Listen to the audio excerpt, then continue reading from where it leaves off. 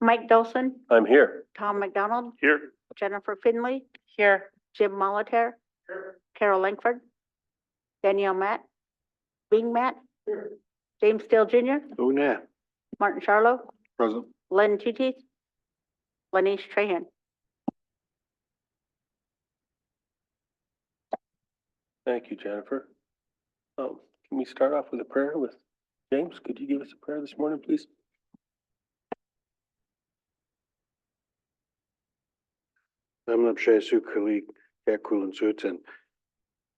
Father, we thank you for this day. We thank you for our beautiful homeland and beautiful reservation. We thank you for protecting and watching over our law enforcement, armed forces, emergency personnel. We ask that you watch over all of our staff and our workers today that work for the tribes and our corporations and entities. Keep them safe and their families safe. We ask for your guidance over our meeting today, that we make decisions that in the best interests of our people. Amen. Thank you, James.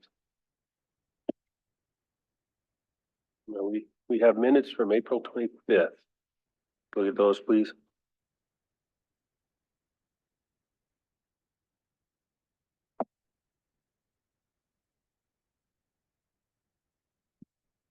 Mr. Chairman.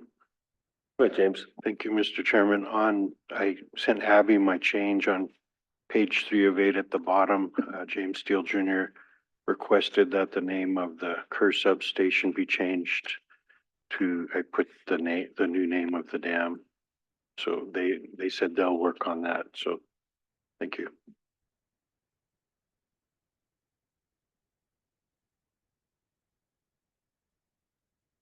Go ahead, Bing.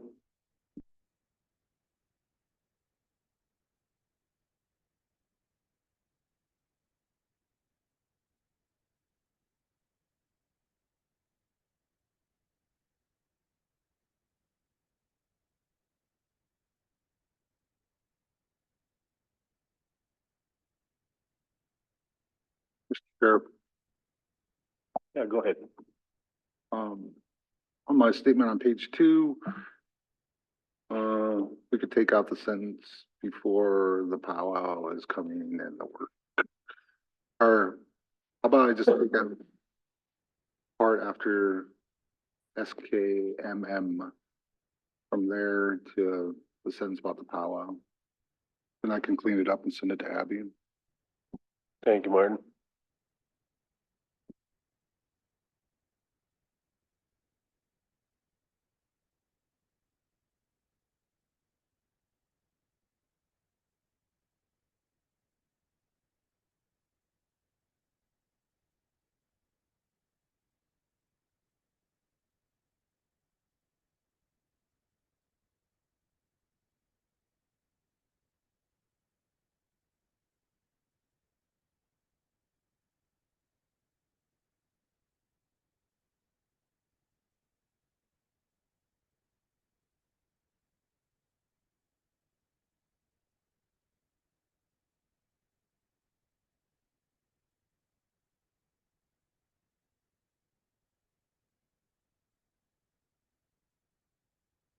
If there aren't other changes, I would entertain a motion. Motion to approve the April 25th, 2024 minutes with corrections. Motion by James. Second by Bing. All in favor?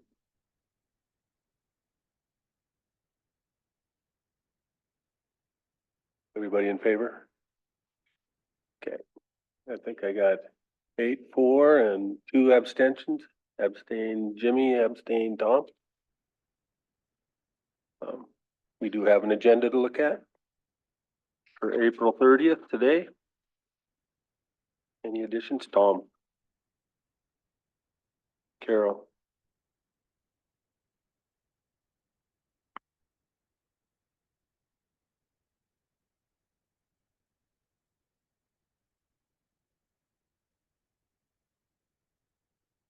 Yeah, and other walk-ins? 3 walk-ins? 2 open and 1 executive. Okay.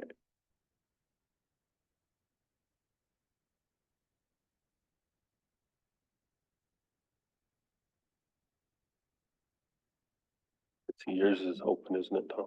Yeah. And Carol, I suppose, yours is open, Carol? Okay. Well, let's go to the open walk-ins then.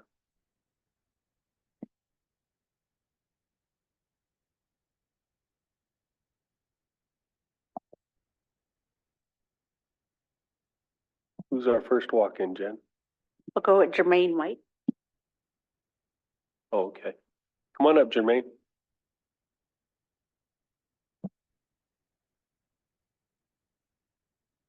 Mr. Chair. Go ahead, Tom. Thank you, Mr. Chair. I asked Jermaine to come in as a walk-in this morning. She shared with me a comment letter for the Nez Perce Clearwater National Forest. It's in regard to a longstanding issue on forest management across the Pacific Northwest and its recommended wilderness areas. We went through the process of the National Forest System starting in the early 1980s and made strong recommendations for different forests for their remaining roadless areas and what could be managed as wilderness. And the Confederate CSKT tribes, I know we commented once, as I was a program manager in Wildland Rec at the time, in full support of the proposed wilderness called the Great Burn in the shares both the Lolo and the Clearwater Nez Perce National Forest. And pretty massive wilderness area, you know, and I'll let Jermaine talk about some of the issues there, some of the things that are happening, but I would just strongly recommend that council stay that course, that we would, again, comment to the full extent to support the Great Burn Wilderness Area as proposed in both of the roadless reviews that I was party to. The issue at hand is the Clearwater National Forest on their share of the Great Burn want to carve out a snowmobile playground in the high country, in the pristine high elevations of that beautiful landscape. And it conflicts with habitat protection, threatened endangered species, cultural uses, our climate change initiative where we're trying to reduce our carbon footprint rather than expand it. So for all those reasons, I would recommend that we look at Jermaine's proposed letter. Go ahead, Jermaine. Push the button with Jermaine. Good morning, Mr. Chairman, Tribal Council members. Thank you, Tom, for your introduction to this issue. Mr. Chairman, I brought some maps. I brought my hiking map of the area and some photographs. Can I pass these around while we're discussing this? Oh, definitely. You bet. Mr. Chair, I know that Tony Incashola and Miss McDonald might be available if we wanted to patch them in.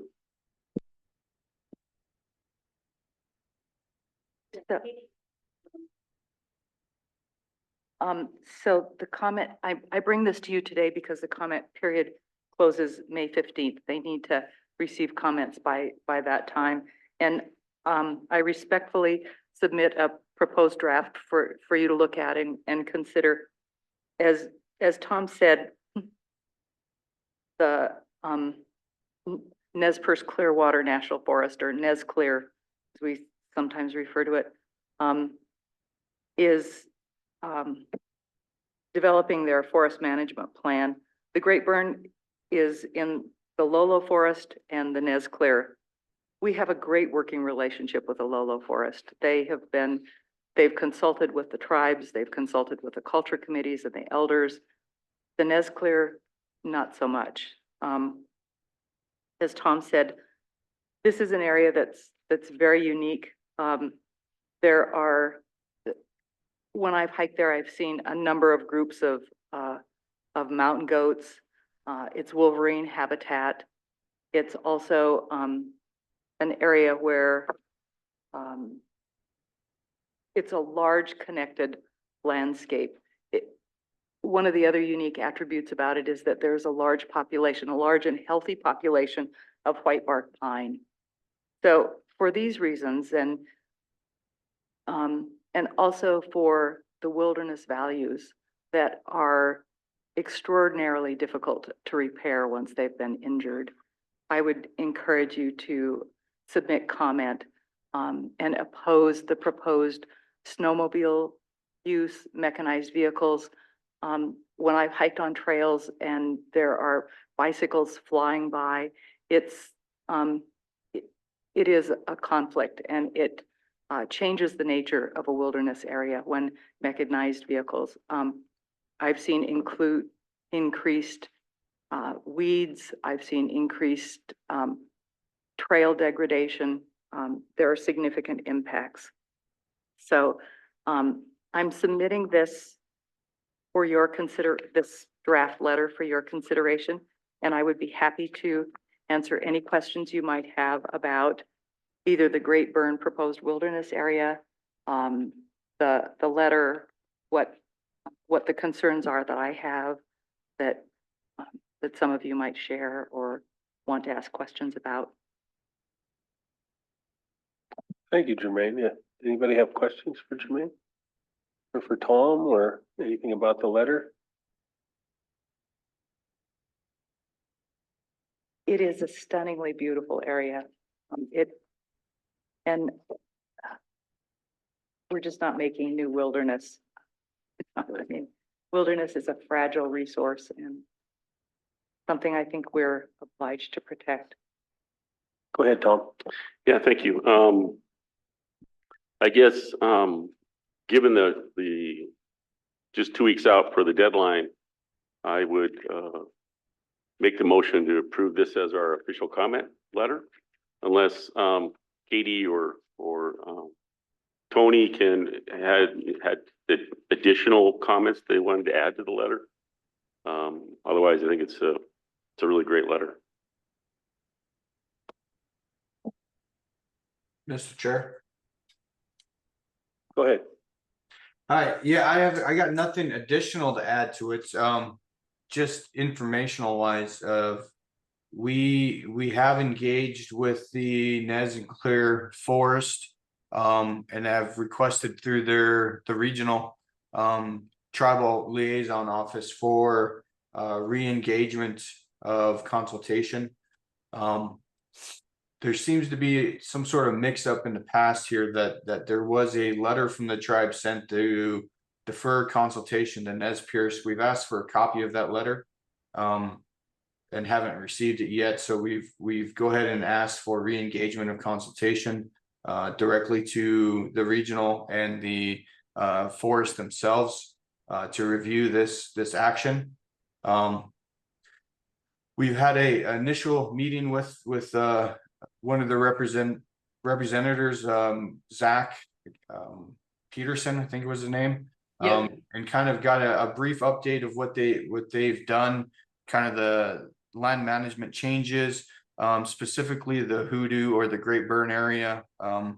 Few questions along that of where the reduction was, the reasoning for reduction, and any other land classification changes they've done. They sent us over some information, quite a bit of information actually, and along with the EIS, which is just like any other EIS, very long and lengthy and hard to get through. So we're in the midst of reviewing this information.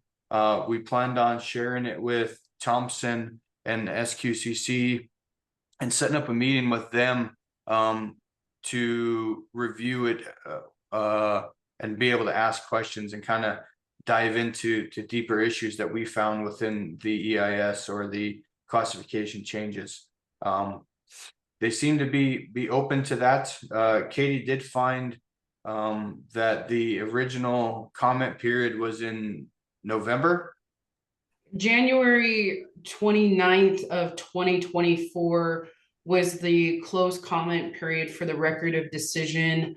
And then any sort of rejections that they had for the record of decision closed in February 2024. And virtually, they will be going over any of the rejection letters for the record of decision May 6th through the 8th. And so like Tony had mentioned, we did request for re-engagement for consultation. It sounds like the forest is open to it and just trying to grant us some time to review what had been what had been going on for the past, it sounded like 14 years. And so I am working with the regional forest liaison to try to find CSKT's deferment letter. It'll at least give me some idea through whatever language it may have been to help me understand what the determination was, or why there was just a straight across deferment from CSKT. So we're working together to try to go through quite a bit of documents, as Tony mentioned, but as of right now, Nez Perce Clearwater is open to re-engagement of consultation, which can go in our favor. We may not have a lot of say for classifications, but I feel like it's a good opportunity for us, including myself, for being new in this position, and some new folks over the past 14 years to kind of get some communications going, get caught up, and see what the next steps are for this process. Thank you, Katie. Thank you, Tony. Got a motion to make this letter our official comment? Second by James. Any other questions or discussion? All in favor? Unanimous. Cool. Thank you, Mr. Jermaine. Thank you, Mr. Chairman. Thank you, Thank- Councilman McDonald. I appreciate your support. Thank you, Tom.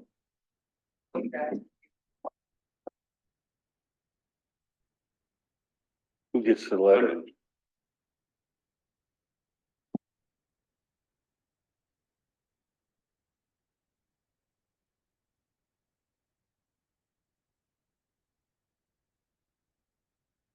Next, we have Pete White.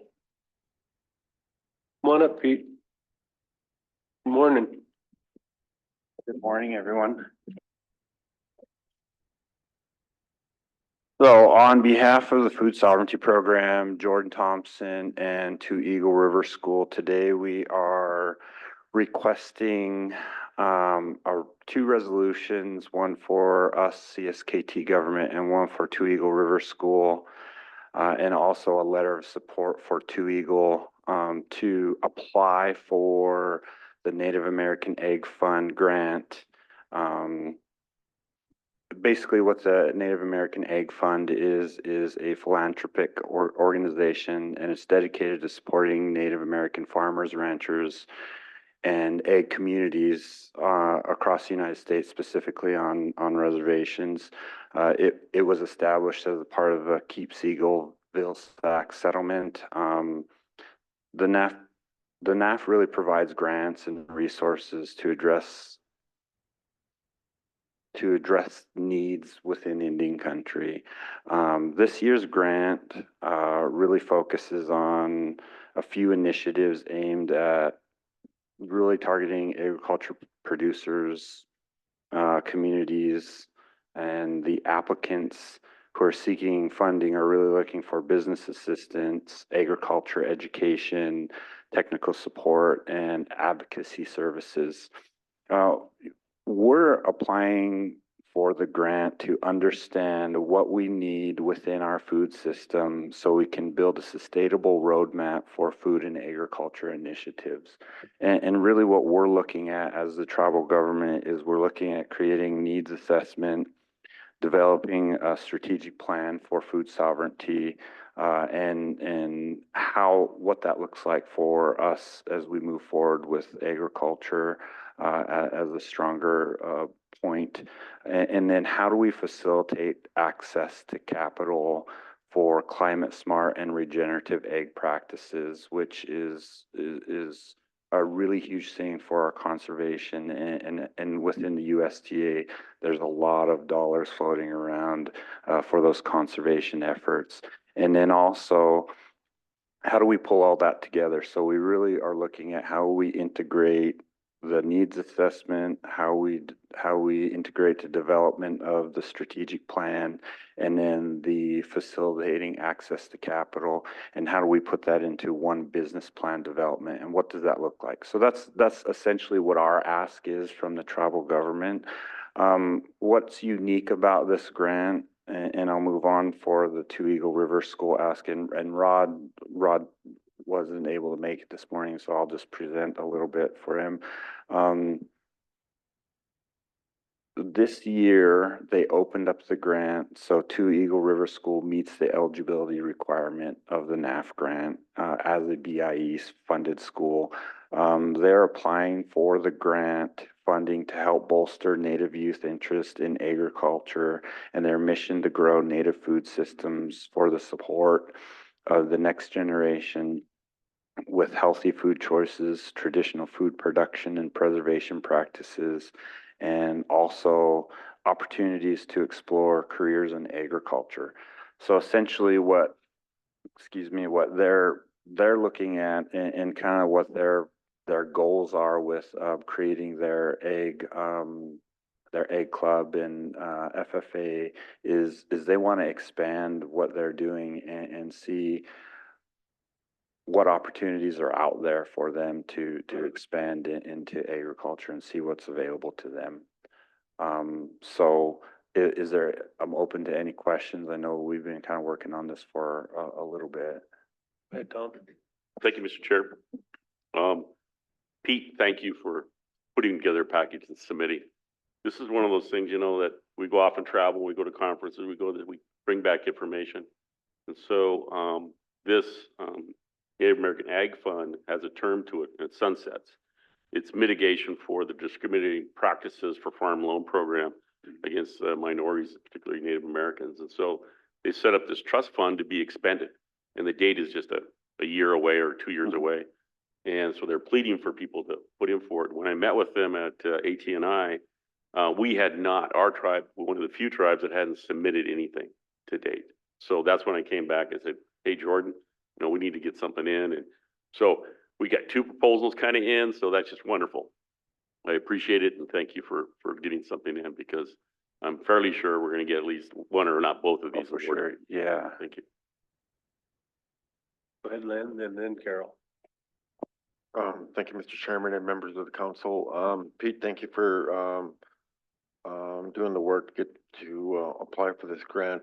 Just a couple of questions. So, Sure. who would administer the grant, and could you provide me an example on how we would spend the money?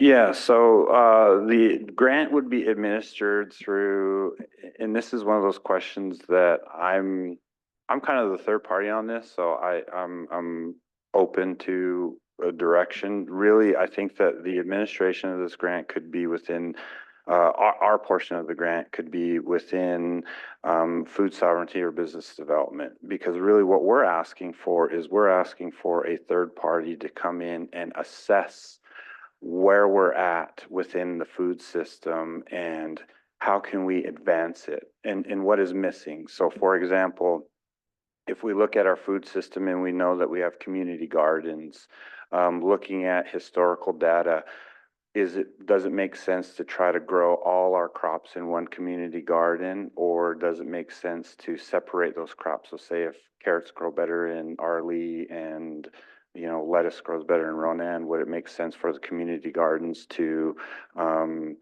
separate those 2 crops, and then at the end of the growing season they could combine it, and then it could be distributed throughout the community? So that's kind of the questions that we're asking the third party consultant to kind of do, and what they're going to do is they're going to put together that plan. They're going to help create that food strategic plan, put all that together, and then kind of give us a roadmap on which direction we need to go in. And then from that, we can create our business plans or plans so that we can make the food sovereignty program, maybe agriculture as a whole, more cohesive, and then also work with the producers that we already have.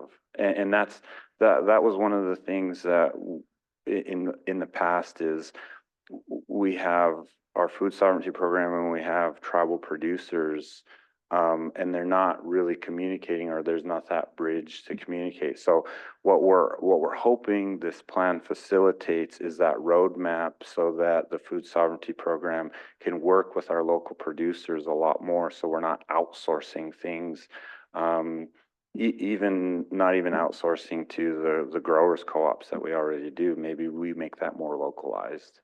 And in the Two Eagle, they're going to facilitate their grant funding within their portion. Yep. Well, Pete, I don't know if you would know anything about this, but you know, my husband was a part of the Keep Siegel settlement, and so was Anita Mann when she was alive, and Shorty, yeah.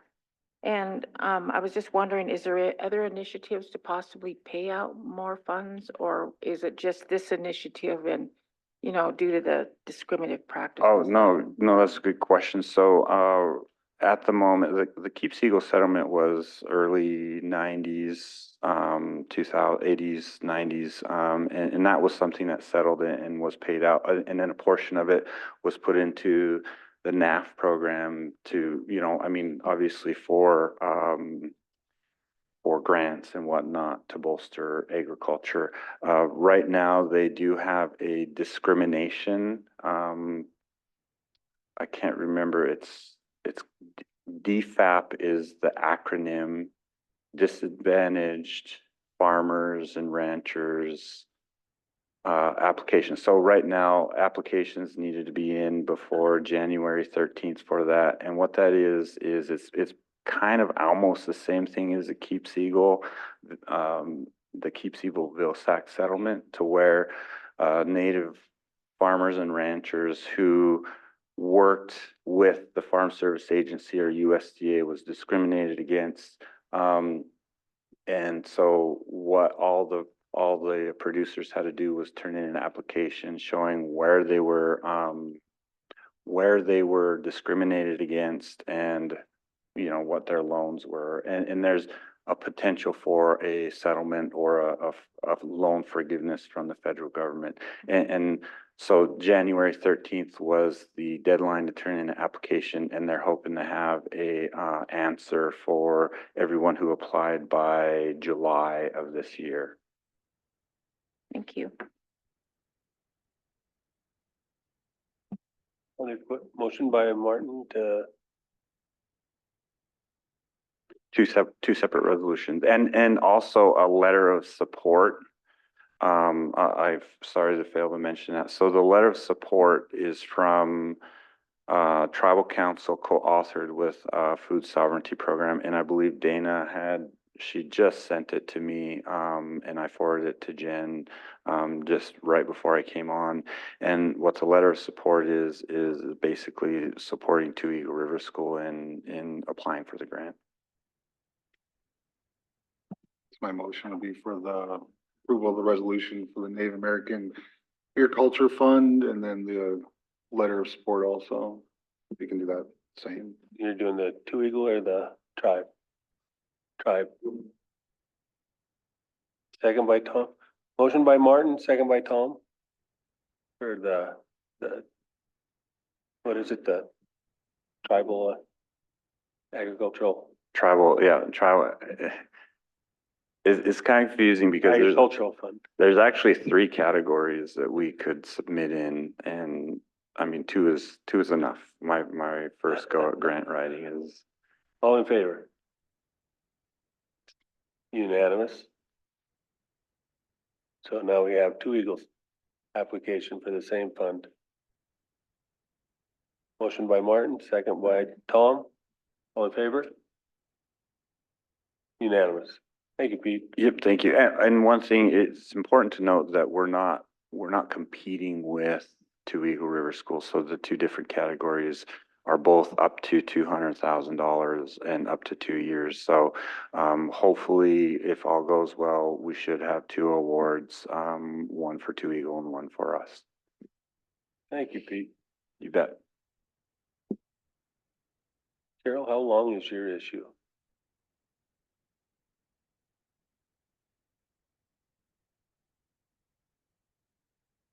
Oh, go ahead for. Yeah, you know, Stephen's been coming in on his lodge and right now it's being built. So that's basically, I can leave it at that. And I was kind of wanted it off the record, but yeah, it's being built right now. And so it'll be completed either today or tomorrow, I'm hoping. Thank you, Carol. Yeah. The next walk-in? Yeah, we have two executive walk-ins. We'll have Francis Pierre first and then Clem Laughley second. So we'll go into executive. Out of regular into executive? I run the Arley Rodeo and we're in need of bleacher boards down there. Every year, before I usually change about 30 or so, whatever we can afford to figure we can end up paying the bills at the end of the season. But anyway, a couple of weeks ago, I was down there counting and we're in need of 110 boards.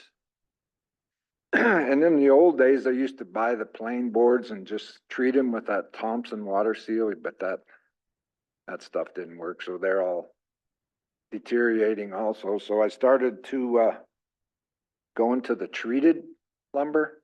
They're more expensive, but they last a lot longer. Anyway, I got some bids here and I'm in need of 110 boards. And I come to see if the tribe would foot the bill on those. I think it's probably maintenance and facilities, right? I've got a bid here from WBC. I got 3 bids, one from Home Depot and one from Lowe's. But at the time I had not counted, I just estimated maybe 50. So I got a bid from them two for 50, but one from WBC.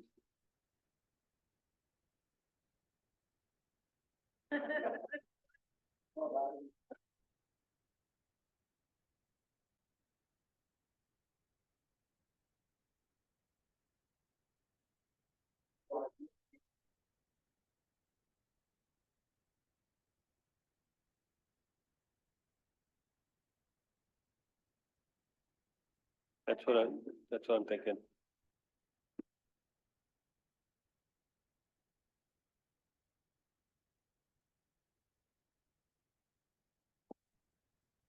So we'll let Lisa get here. We'll let Lisa get here. She's the lady in charge of, I hope, that bleacher. So Okay. we'll find out. Go ahead, Martin. RT, thank you for coming in. Do you get any sponsorship from any of our corporations like S&K Gaming or Technologies or? I do from the gaming. Okay, Yep, we sell advertising to them. because, yeah, I would definitely like to look at this, but, maybe we have other corporations that could possibly make a donation to pay for these as well, so. Yeah, that would be nice. But what we do to make the rodeo work, besides the people that come, is we sell advertising for the day of. If we didn't do that, we wouldn't, it's tough to make it.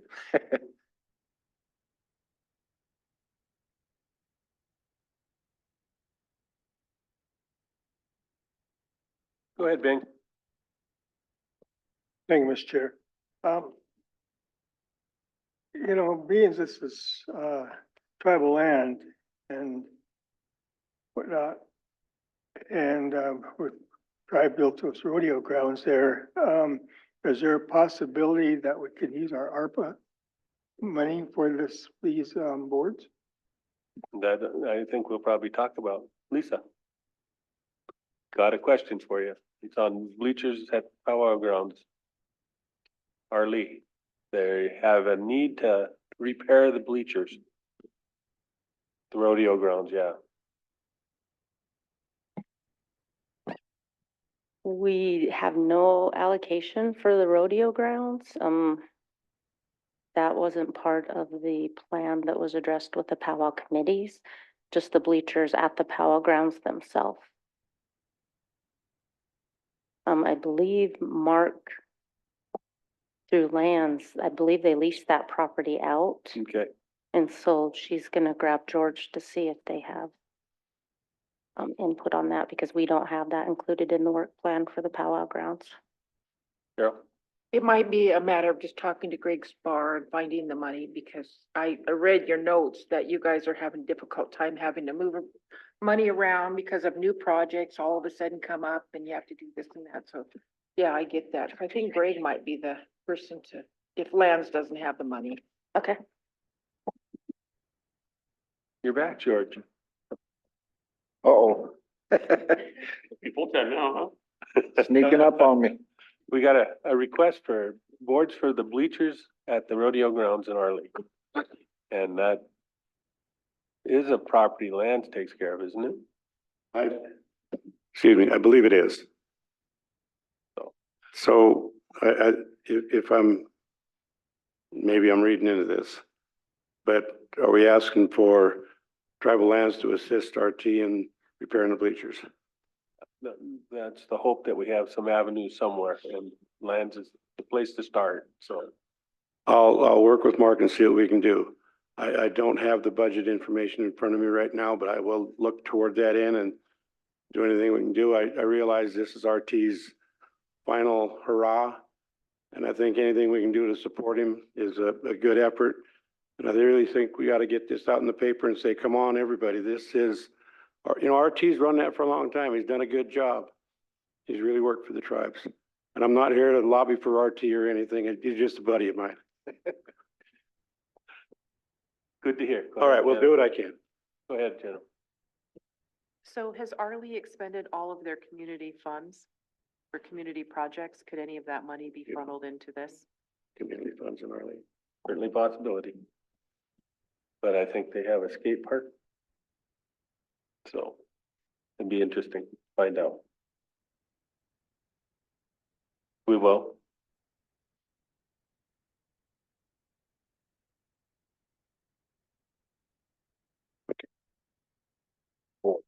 And, yeah. Anything's appreciated. Yeah, there you go. I'll take whatever. We're gonna find what we can, RT, Okay, so, thank you, George. in a timely fashion, I hope, because I gotta Yep, get to work. You do. He said we'd get it quick as I could. Okay. Thank you, RT. Do somebody have those bids? Okay.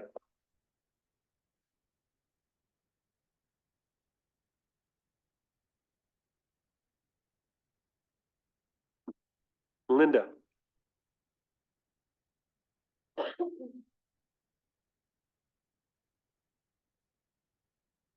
Good morning. Good morning. So my presentation is going to start on page 3. And I am here this morning to ask council for approval for a project-specific agreement between CSKT and the Montana Department of Transportation. They are going to be doing a corridor planning study, between Polson and Somers on US 93. And it's just for the study portion. And so they, since it's going to be on the reservation, they have to get approval from council to do the study. And I don't have a lot of information on it. It didn't come with a lot of information, but it is, let me see. Go ahead, Tom. Thank you, Mr. Chair. I know, Bob has mentioned this before in his presentation, Sam yeah. not here. So I would, make the motion to approve the PSA for the US Polson Summers corridor study. Second by Carol. Motion by Tom, second by Carol. All in favor?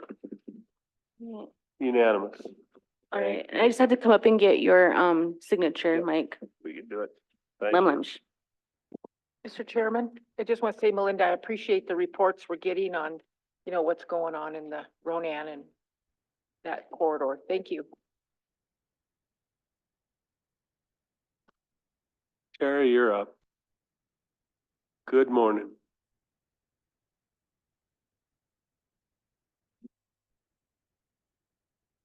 Yep, it is too. So all my little people call me.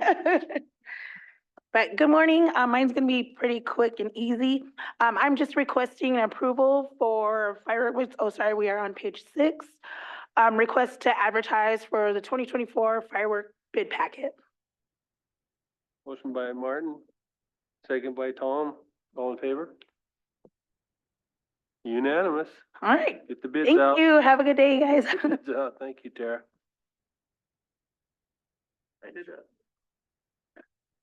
Greg?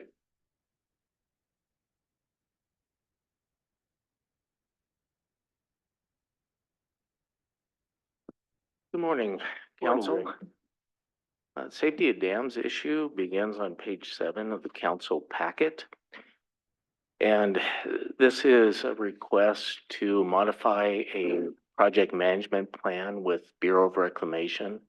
This project management plan is another way of saying a scope of work to modify what is currently final design for the Kicking Horse Dam Outlet Works modification project.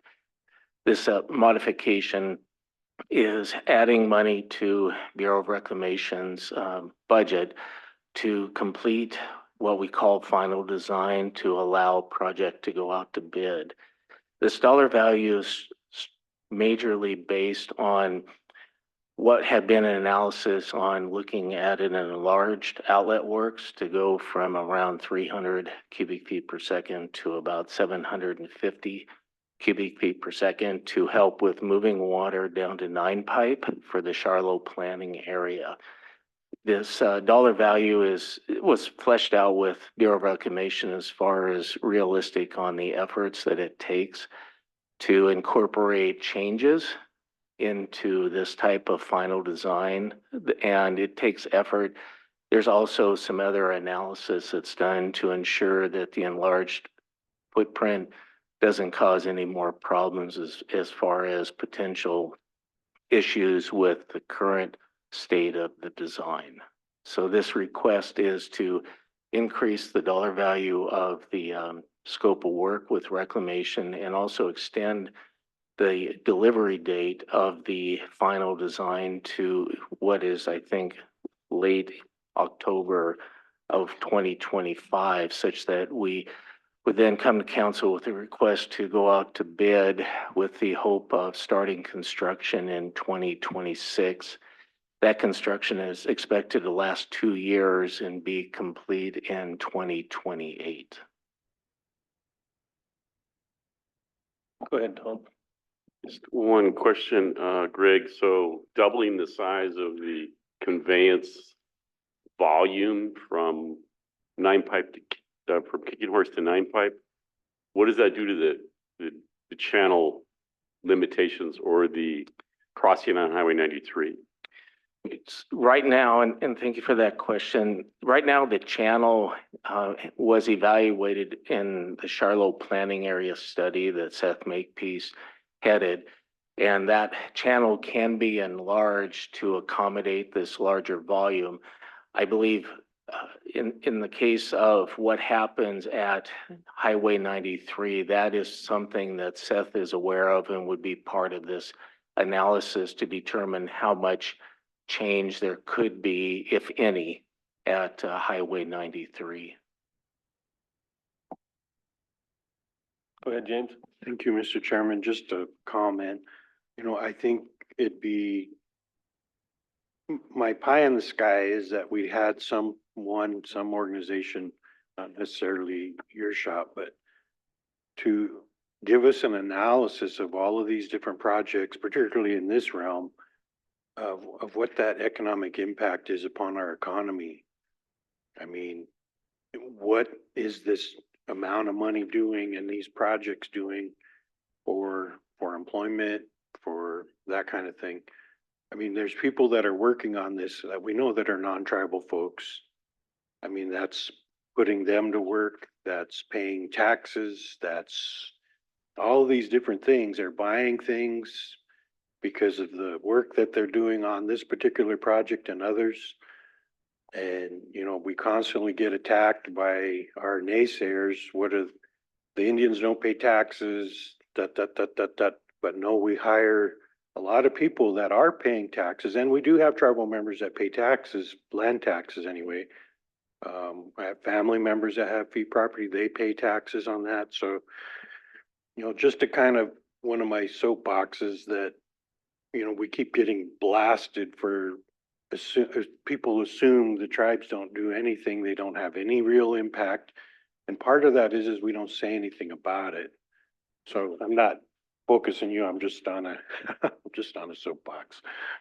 But, so anyway, that's just kind of one of my comments is that in this realm of particularly the political powers that be in Helena and the counties that we serve or that are part of our life, I guess, you know, we need to have a good story to tell them that here's how we impact our local economy. And I think if we can get some sort of report or some sort of understanding of what that is, it'd be a pretty interesting story to be able to have for us to say, look, all of these different projects that you all shop works on, this is how it impacts our economy. Not just the reservation economy, the Western Montana economy. So thank you. Thank you, James. Other questions for Greg? Got a motion to approve the BMP number, what is it, 15 15? and change order 5. Change order 5 to increase the price and extend the date. Do I have a second?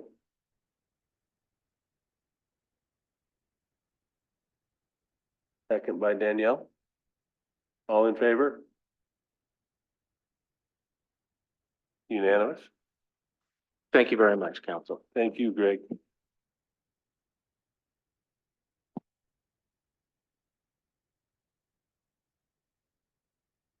Come on up, Whisper. I guess it's still morning. Good morning. How fast do we have to talk to help everybody get back on schedule? Good morning, everybody. The Division of Fish, Wildlife, Recreation, and Conservation is here today to talk about our SKQ submittal draft. I don't have the whole document here to be in front of you. I shared it via the Teams channel. And I think because I work in Teams all day, I just imagine people just bop in there.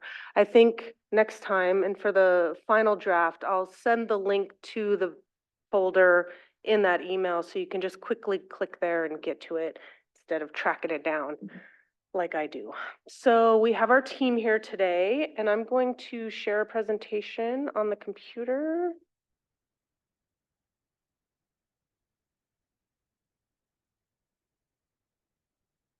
I think will work. Seeing it yet? Oh.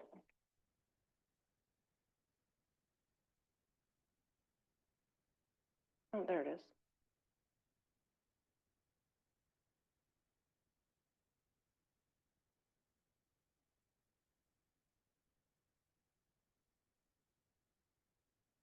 And we'll have our team come up to the table. So everybody, if we don't have enough chairs, maybe bring one with you. Everybody will take a couple of minutes just to present their section.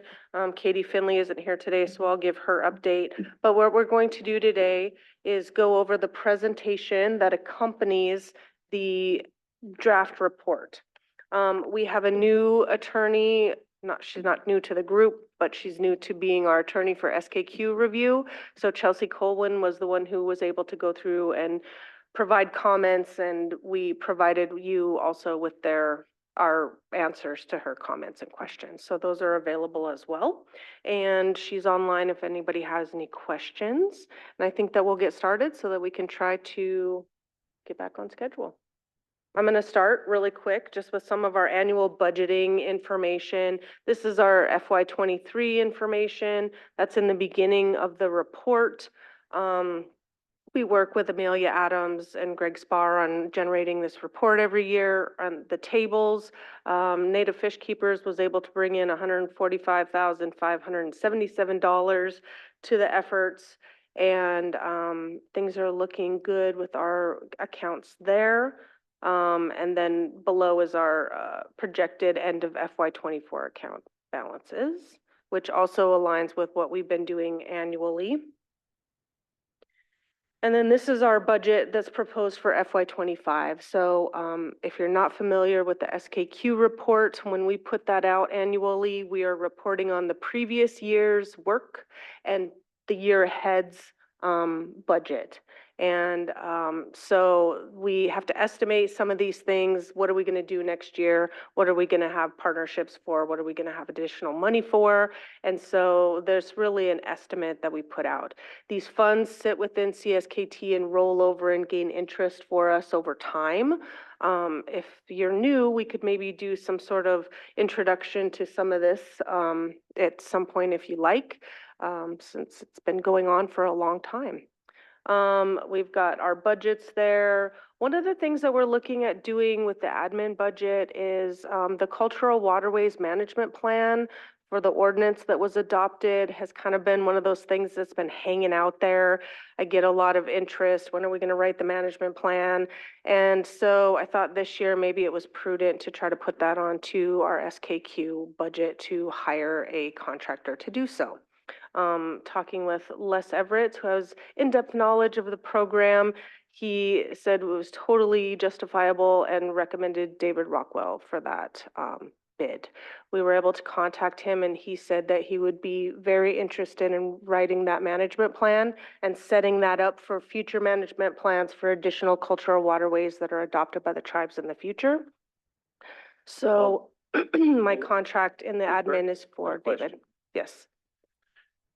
That last statement, other places, there's going to be an opportunity for us to engage into a full restoration of the Kootenai River from the Elk River mining, the selenium effects in Lake Kootenai and downstream. And as far as I know, there isn't a kind of a complete type of a management plan for that river. And I think that might be an opportunity for us to capture restoration dollars in concert, in full cooperation with the Kootenai Tribe of Idaho and probably Montana Fish, Wildlife and Parks and Idaho. I don't know who the Fish and Game, I don't know who that would be less, but I think there's an opportunity for us to jump into a river planning corridor restoration effort on the Kootenai River. Well, we could do Lake Kootenai also. This cultural waterways ordinance allows us to do any water body. So it might be an opportunity to, if nothing else, seek funding for that effort. And then bridge into also some of the mitigation that wasn't being available for both the Kootenai River and, well, in our Flathead River, that's wildlife impacts from daily operations. I don't know, blend it all together, but just saying that might be the Cultural River Ordinance, that might be one we'd want to look at. Thank you. I'd say it's timely then that we're getting moving. And I think that, so David Rockwell, we would like to sole source contract with him because he's like the guy that holds all the knowledge and has done all this work up till this point. He's going to pop out of retirement for us for one last thing. And we'd really like to be able to work with him. The benefit, I think, is the team working through the process of creating this management plan. And if the Kootenai River is coming up right behind it, then we would have that experience and the template potentially from this management plan. So we're pretty excited about that, and it takes a little stress off and a little relief to have a plan to move forward with that management plan. And I'll let Dan talk about it a little bit more, but another thing that we added was some capital equipment for a river boat.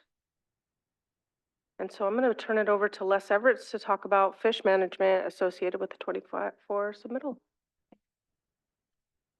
Yeah, I get to kick it off, I think, simply because our presentation follows the order in the submittal. And fortunately for me, fisheries comes first. So I'm going to talk pretty, start low and go high. But I'm going to share with you some big picture stuff that we've been working on for a while. So it's more or less an update. These things have been going on for a while, but there's been some significant changes in two native fish conservation efforts. The big one for cutthroat is in the Jocko, and we've been working at the K Canal for a long, long time now, trapping and passing fish, and quickly finding out that one of the assumptions we made early on is not a full barrier to fish, especially in high water. But In the meantime, we've had a trap box there for a long time. That's what you're looking at there is a fish ladder on the left and a trap box at the top. And we've gotten very good at, I think I got another slide on this. There's a preview. We've gotten very good at selective passage there, and we've tested our prowess at us. But what the important thing here is to pass some of these big adfluvial fish or fluvial fish. So fluvial fish lives in a big river like the lower Flathead River, and adfluvial fish would be what bull trout are in Flathead Lake. They live in the pond and then migrate to spawning tributaries. But we have a fairly big component of fluvial migratory fish living using the river and even the Clark Fork, both rainbows and cutthroats, then go up to the Jocko to spawning areas. And what we've been doing at this site is testing our prowess of identifying them and then passing just the natives and turning back the non-natives. And actually the non-natives we've been killing because it's not a full barrier. And that's changed. But this is just a graphic of a big fluvial cutthroat that we radio tagged up there a few years ago. You can see the green there, it was up in the Jocko, then it spent some time in the river and then returned. So we've got a lot of data on a lot of fish that would like to use the upper Jocko to spawn. And we've been doing this now for probably 5-10 years, worked with university. We take genetics from every fish we pass, and we've gotten very, very good at identifying pure or nearly pure cutthroat and only passing those. Of course, any bull trout we allow to pass either, but that's not an issue of identification because there's not hybrids. So you have large rainbows or large West Slope cutthroat, and you have to be, they don't look that different. You have to really be pretty experienced to understand it. Our team is impressing the local scientific community. We're very good at it, and we've tested that. Carol, did you have a question? Yeah, I have a question. At one time, I know we cut the adipose fin off. Do you remember that? Was that in the Jocko? We do that a lot of different places, but yeah, I think we do it in the Jocko too. You might be thinking of the Mac Days competition out here. No. When we tag fish, okay. Yeah. No, it seemed like it was in the Jocko Yeah. that they let a bunch of them go in there and but they cut off the I remember the adipose fin for some reason. So. Yeah. Well, we were doing it here because when they pass the fish at the K Canal, it might go up to the S Canal and we might catch it again. We want to understand whether a fish that we pass at this facility goes on up to the next facility. We have a trap box there too, but that's going to change, and I'll explain that. I wouldn't have explained it unless you brought it up, but that's a good point. It does give me a chance to show you some of the improvements here. So this is the old system. Again, just showed it to you in the previous slide, and you can see at high water, that's passable to large fish, not small fish, but if one of these big fluvial migratory fish going to spawn, they'll swim up over that facility there. So over the last couple of years, we've been working on replacing the K Canal. Maybe some of you seen it. This is one of the first biggest infrastructure projects that the water compact has made happen. So this is water compact money, largely some other money funding this. So again, there's the deconstruction of the old facility and the beginning of the construction of the new facility. This is what the new facility looks like. Fish cannot pass that, so that's a year-round barrier. And with that, a ladder again on the same side. It's got several steps up there. It's got a great fish handling facility. That Craig Barfoot, this is mostly his work. He'd be here today, but he's down there working with a pit tag company that is putting pit tag reader in this facility that we're going to be able to understand both upstream and downstream migration through this facility of fish that we pit tag. Now with a pit tag, that's a small tag, a coded wire tag that we put in the cheek of a fish and the head of a fish, so presumably nobody's going to digest them if they do eat them.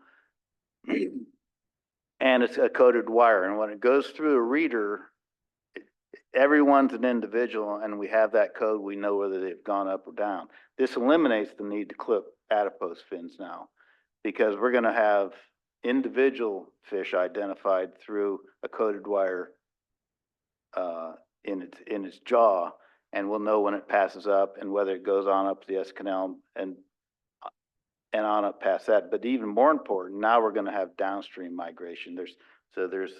Craig's out there today meeting with the company that's put the readers in here, and we'll get both upstream and downstream passive. We don't even have to handle them. We know when they go by this. Eventually, we're probably going to put these readers at the mouth of the Jocko too. So we'll know when an individual goes through this facility, through the next facility, migrates out and goes into the Flathead River. So pretty high-tech stuff. We're pretty happy with it. And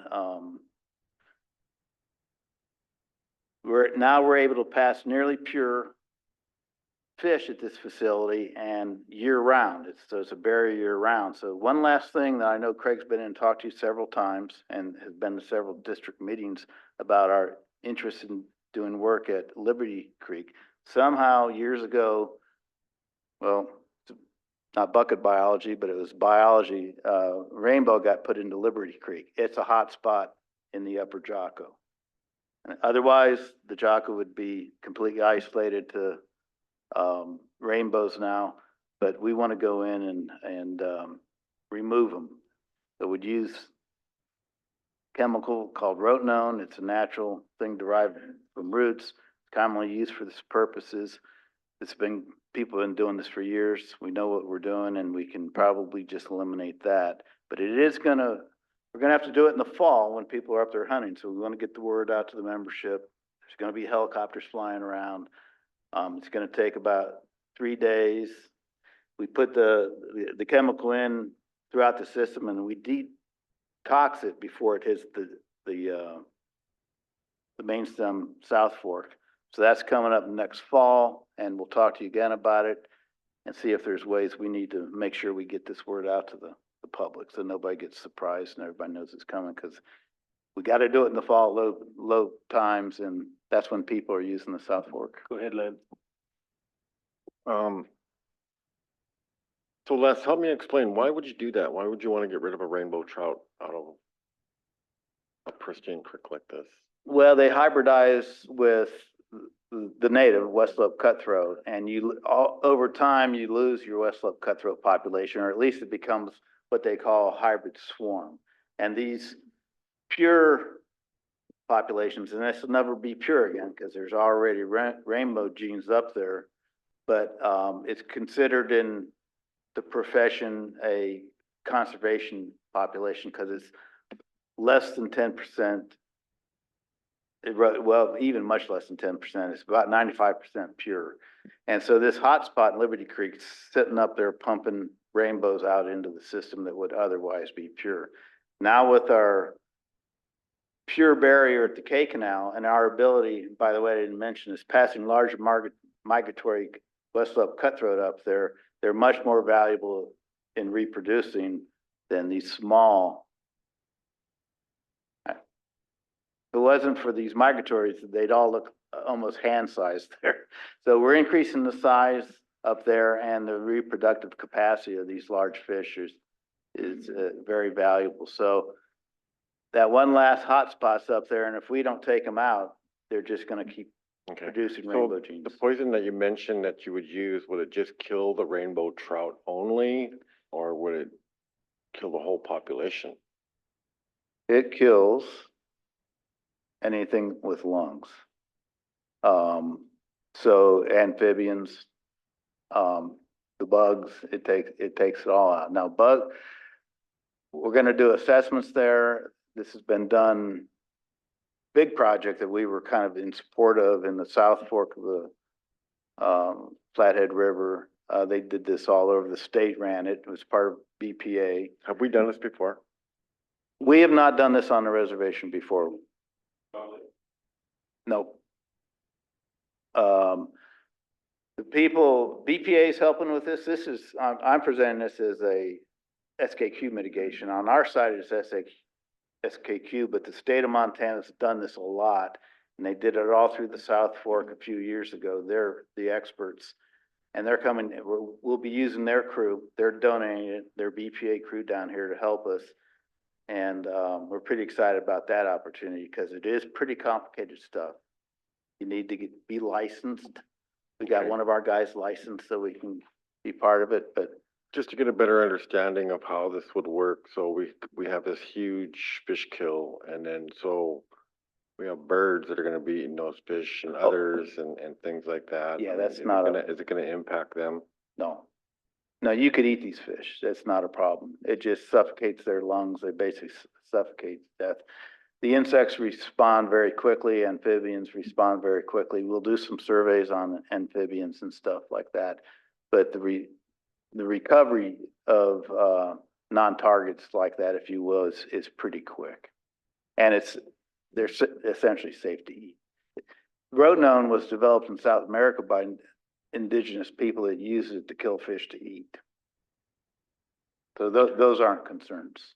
All right. But good question. Yeah, it would seem like it would be, because people talk of it as a poison, but it's really not a poison. It affects the lungs. What is poisoning them? What's that? Yeah, yeah. So that's kind of the tributary end of our conservation efforts under the project. In 2023, we acquired a new boat. This is the one we did the rather creative trade on. Also, we worked with Wildland Rec in association with replacing that dock out there. We now have it set up for a shore station for that boat. This is really going to facilitate our work out there. We won't have to take the big boat out during low water. We can't use that big boat once the reservoir comes down, if you will, because we can't launch it. So this is going in the spring. I think this picture is just the other day. So what our suppression efforts out there look like over the years are just this. I'd bring your attention to 2020. That was COVID. Right after that, we had a big year. The next 2 years, which we can't see, were mechanical problems and staffing problems. And that bigger boat is going to solve that. And our access to the lake, it's going to solve that. But it doesn't really seem to matter. These are the trends. We monitor these trends. This is just catch per unit effort or fish per net over the years. And we have a fall series and a spring series. And that about the same slope, we are having an impact on lake trout out there. It's harder and harder to catch lake trout with nets. So it's working. This is just something Barry wanted me to share with you. That red line down there is most literature to say for lake trout population to be sustainable, the biomass removal needs to be below 30,000, and we're well above that. So we're being effective and it's working. So Les, the chemical that's used to eradicate the rainbow trout, can that be used for the lake trout?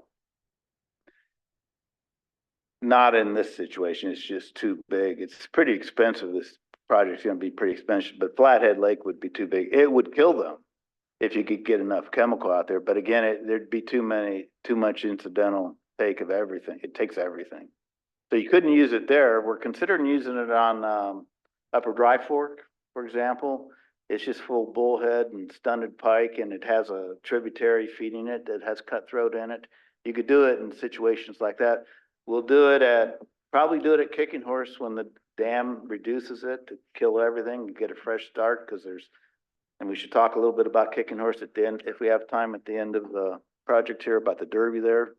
We support it for reasons I'll talk about then, but smaller systems, but it'll kill lake trout, but lake trout, Flathead Lake. No, I would support using something like that in the lake like that, but Yeah. nothing in I wouldn't like, I just don't like the idea of utilizing those kind of methods in our primitive area, but anyway, that's just my thoughts. Yeah.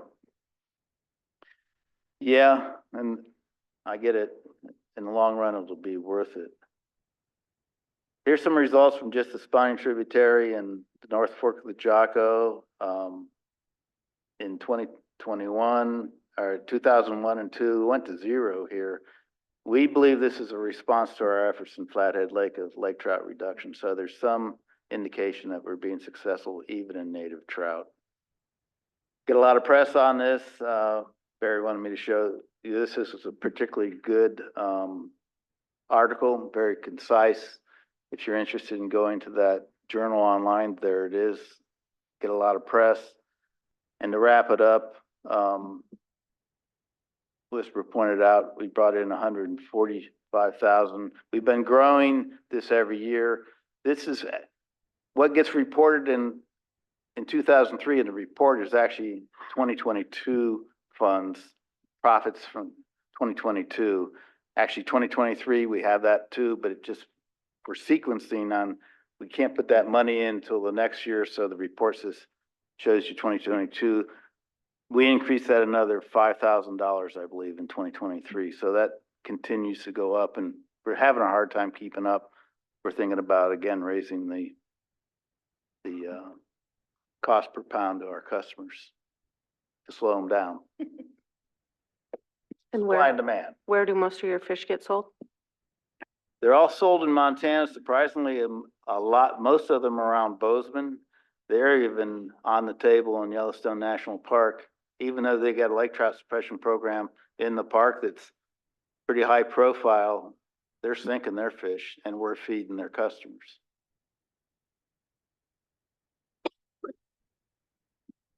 Thanks, Les. Now that Carrie's having a coughing fit, it's her turn to talk. 1 second. Sorry, I didn't want to cough while he had his mic on. You can scoot over. Oh. Thank you. Oh, thank you so much.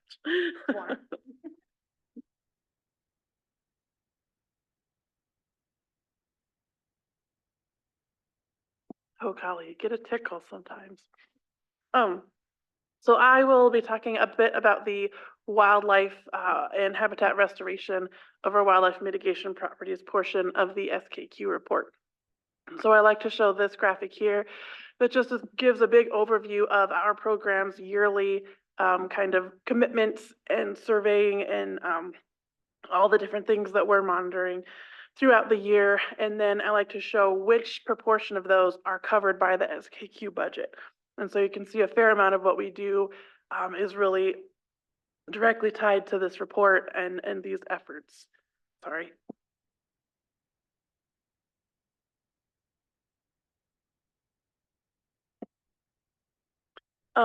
And then so this year we're finally able to hire a non-game biologist that is going to be able to revisit these specific surveys highlighted here in blue. We like to monitor these at like 5-year intervals, or for 3 years, every 5 years. And so we're excited to be able to get those back on rotation and start monitoring those species as well. And so those funds all come from this SKQ budget. And so another thing that we do each year is we monitor wildlife along the lower Flathead River corridor.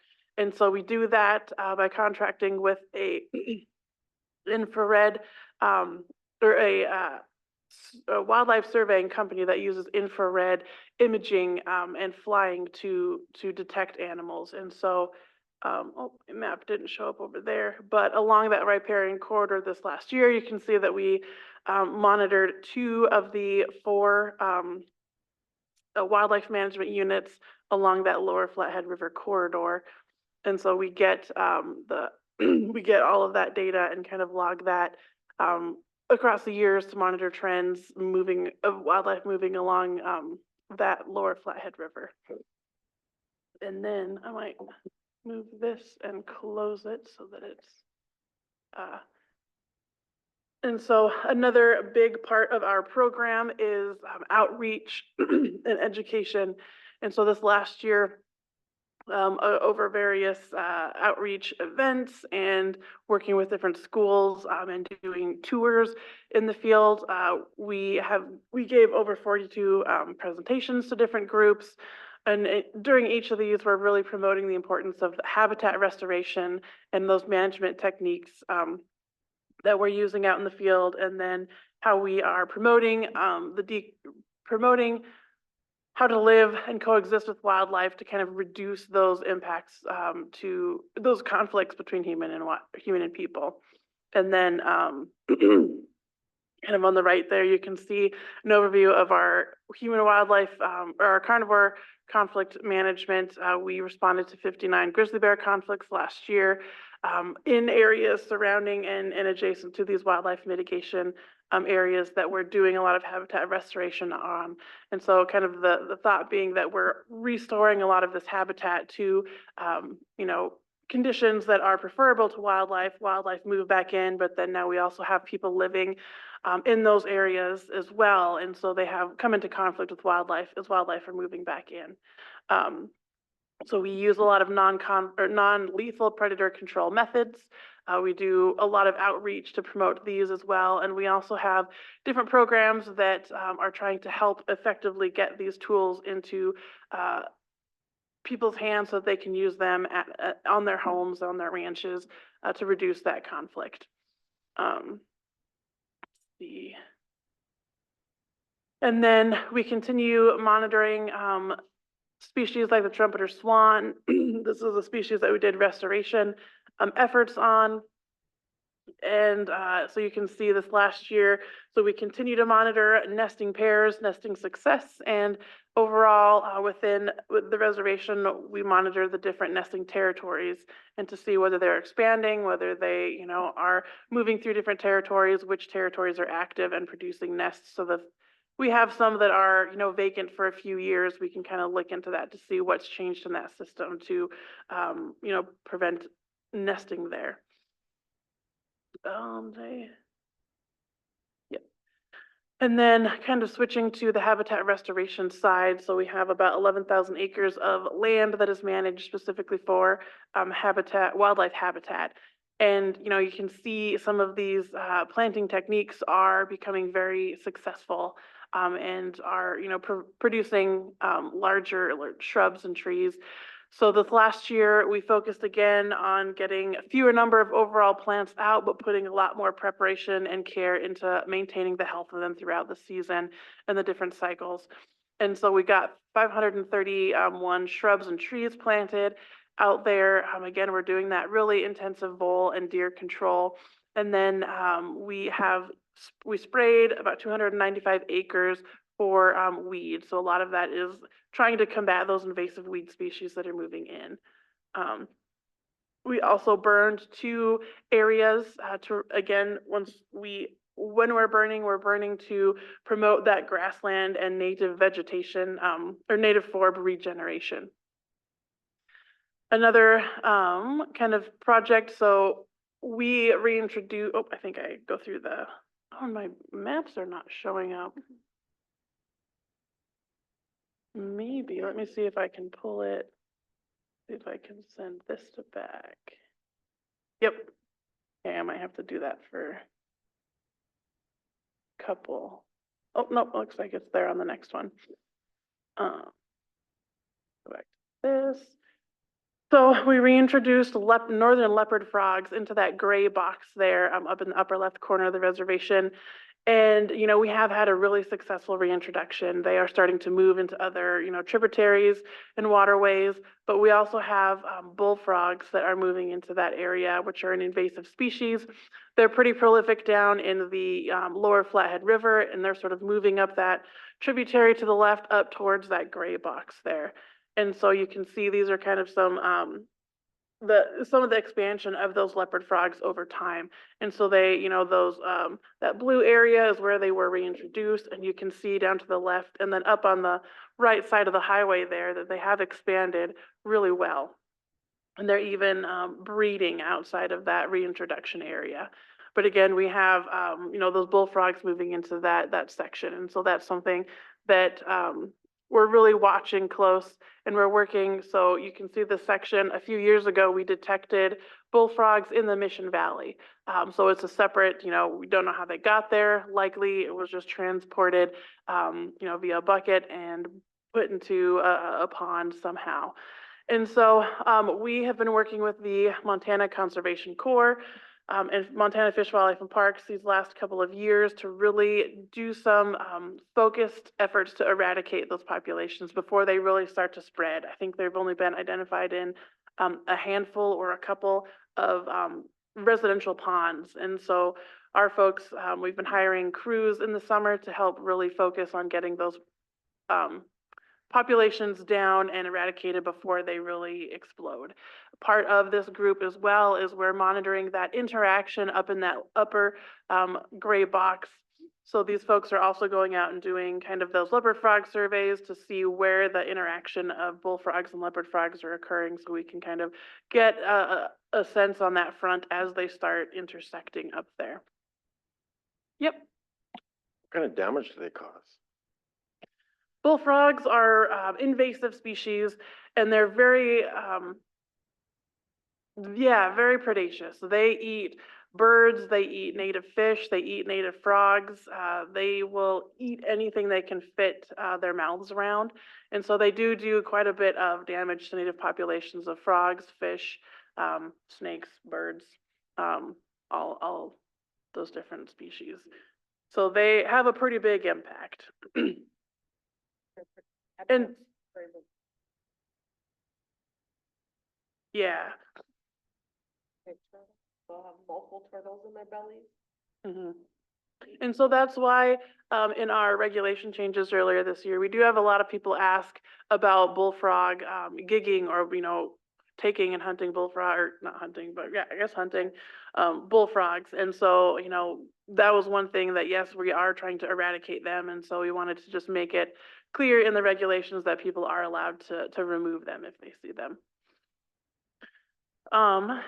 And I think, oh, the last thing I wanted to mention, so a couple weeks ago, our program was given, awarded with the Unsung Hero Award. It is given out by the Northwest Partners in Amphibian and Reptile Conservation, specifically for this work and for the reintroduction of northern leopard frogs, kind of that success story there, and then our continued efforts with this bullfrog stuff. So that's usually given in recognition of outstanding efforts in amphibian and reptile conservation. So that was a really neat plug, and surprised to see everybody's hard work on that project be recognized regionally. Go ahead, Jennifer. Do people eat frogs? Do people catch them and eat them?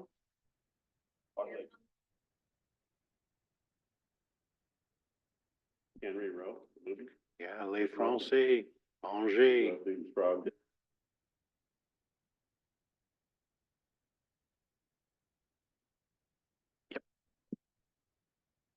And we were really trying to be clear about identification so that people weren't mistaking boreal toads or something like that for bullfrogs, so that we didn't have as much incidental take of those as well. And from what we hear, they're not very good to eat. So we want to direct people to the ones we want to get rid of.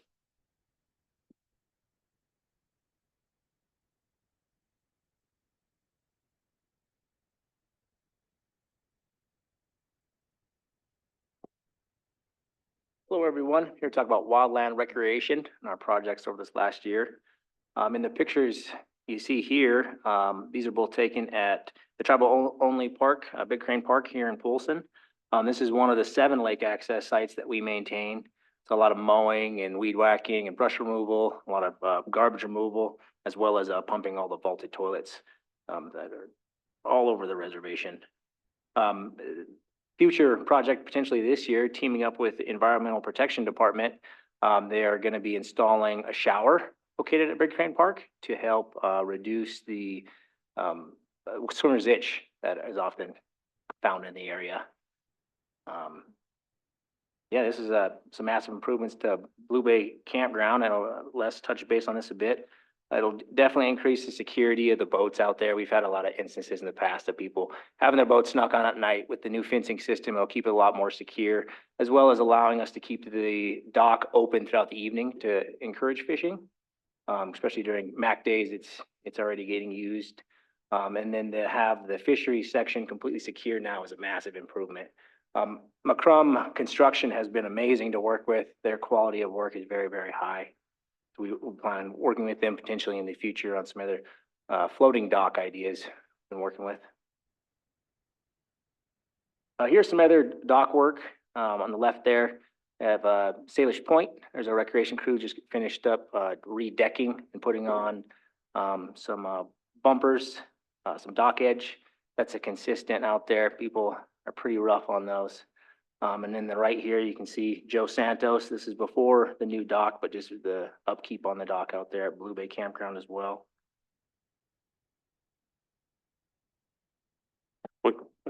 Thank you. One question on the internal fencing where the slips are on the big dock. I know a lot of people would catch minnows there to be able to use for bait for lake trout on the other side. There's no boats being used in those slips. Will those gates be open for people? They will not.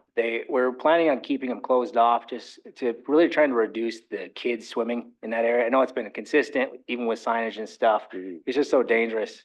The way the new construction is, it's to really deter people from swimming in that area. So we're trying to keep those blocked off because for the most part, it's kids that are out there without grownups or parents being present. Another question about that work there, and this has to go with the big boat. I was kind of surprised that there was only that many piling.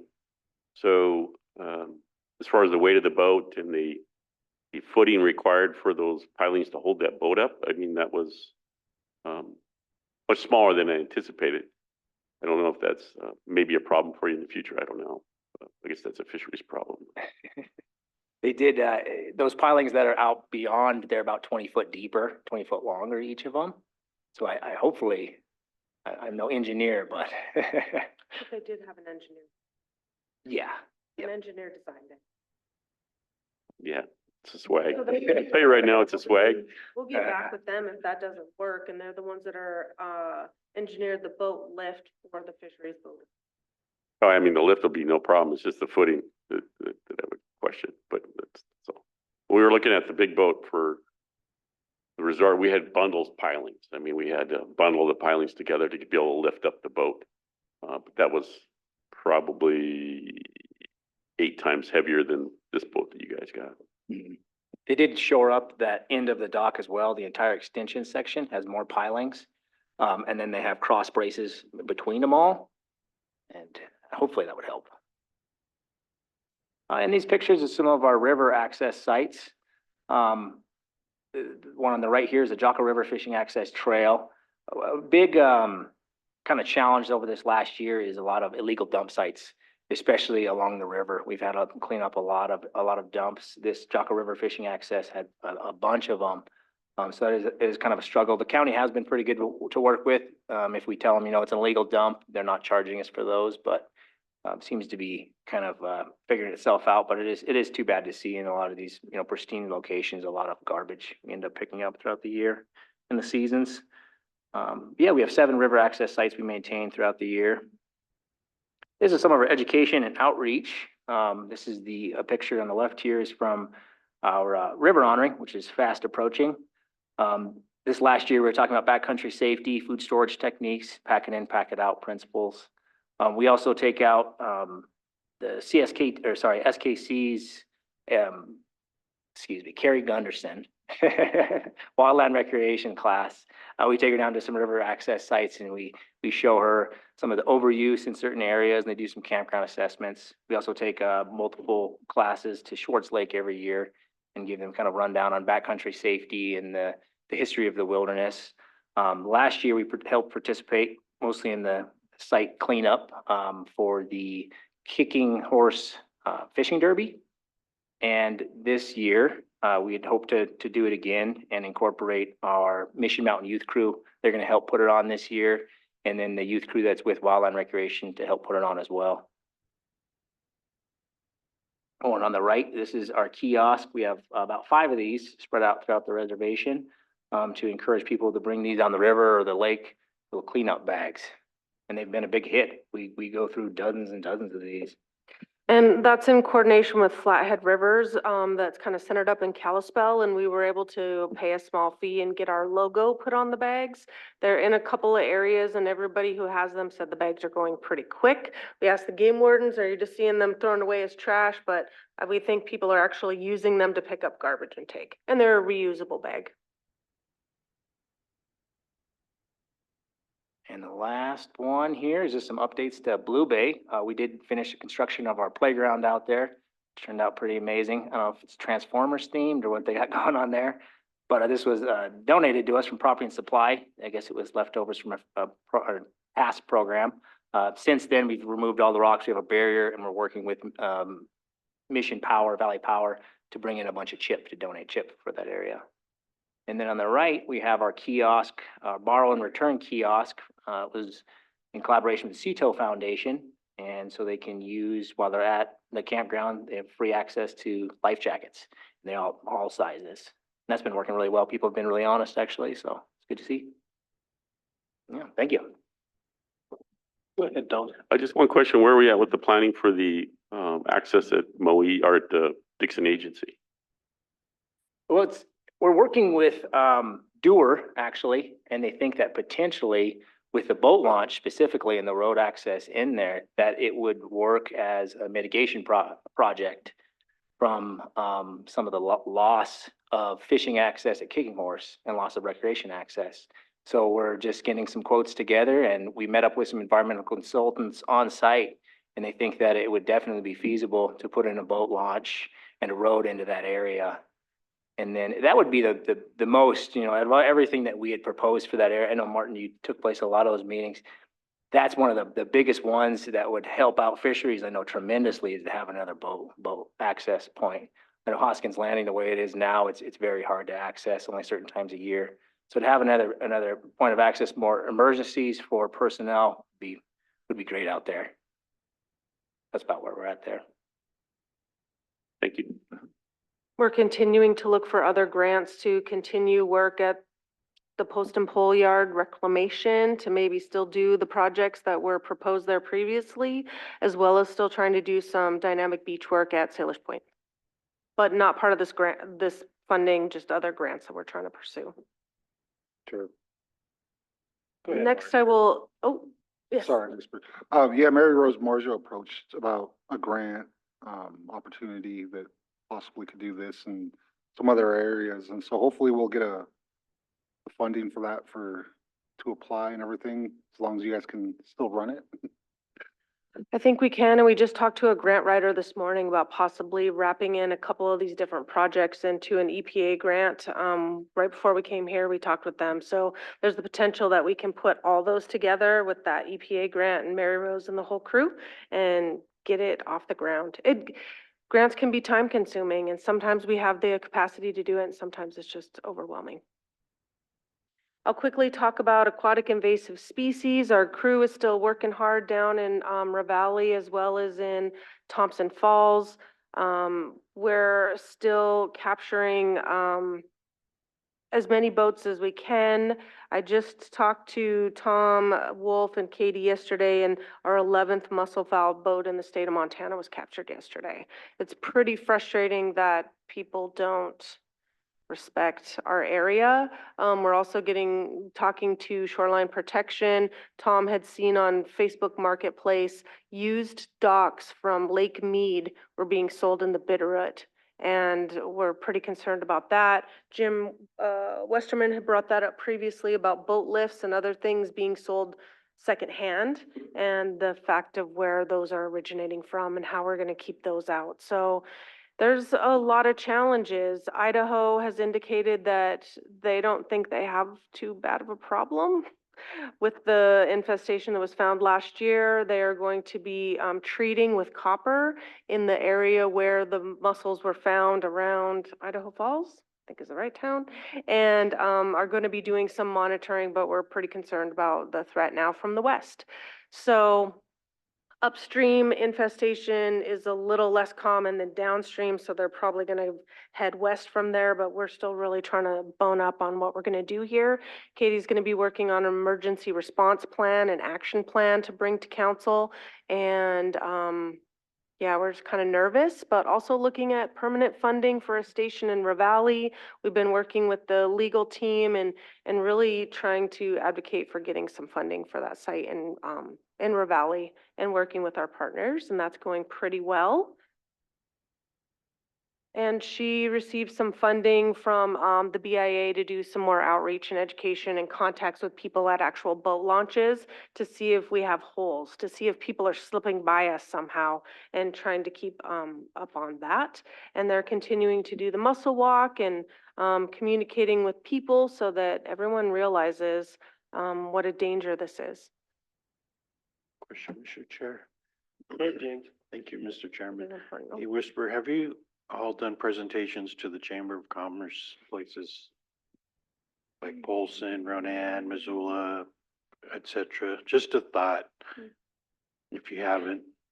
I don't know that we have. I see that Rich is on, and I know that he's maybe met up with those groups too. Okay. So we'll get that in his ear, and maybe we can make a presentation to the Yeah, that chambers. might not hurt to have another spot with those business folks, so thanks. Yep, Lake County is being supportive. We are talking with them about the site in Ravalli. I think our office is on their land, county land, and so we're working out a agreement with them so that we're all on the up and up, and they have been supportive of AIS prevention.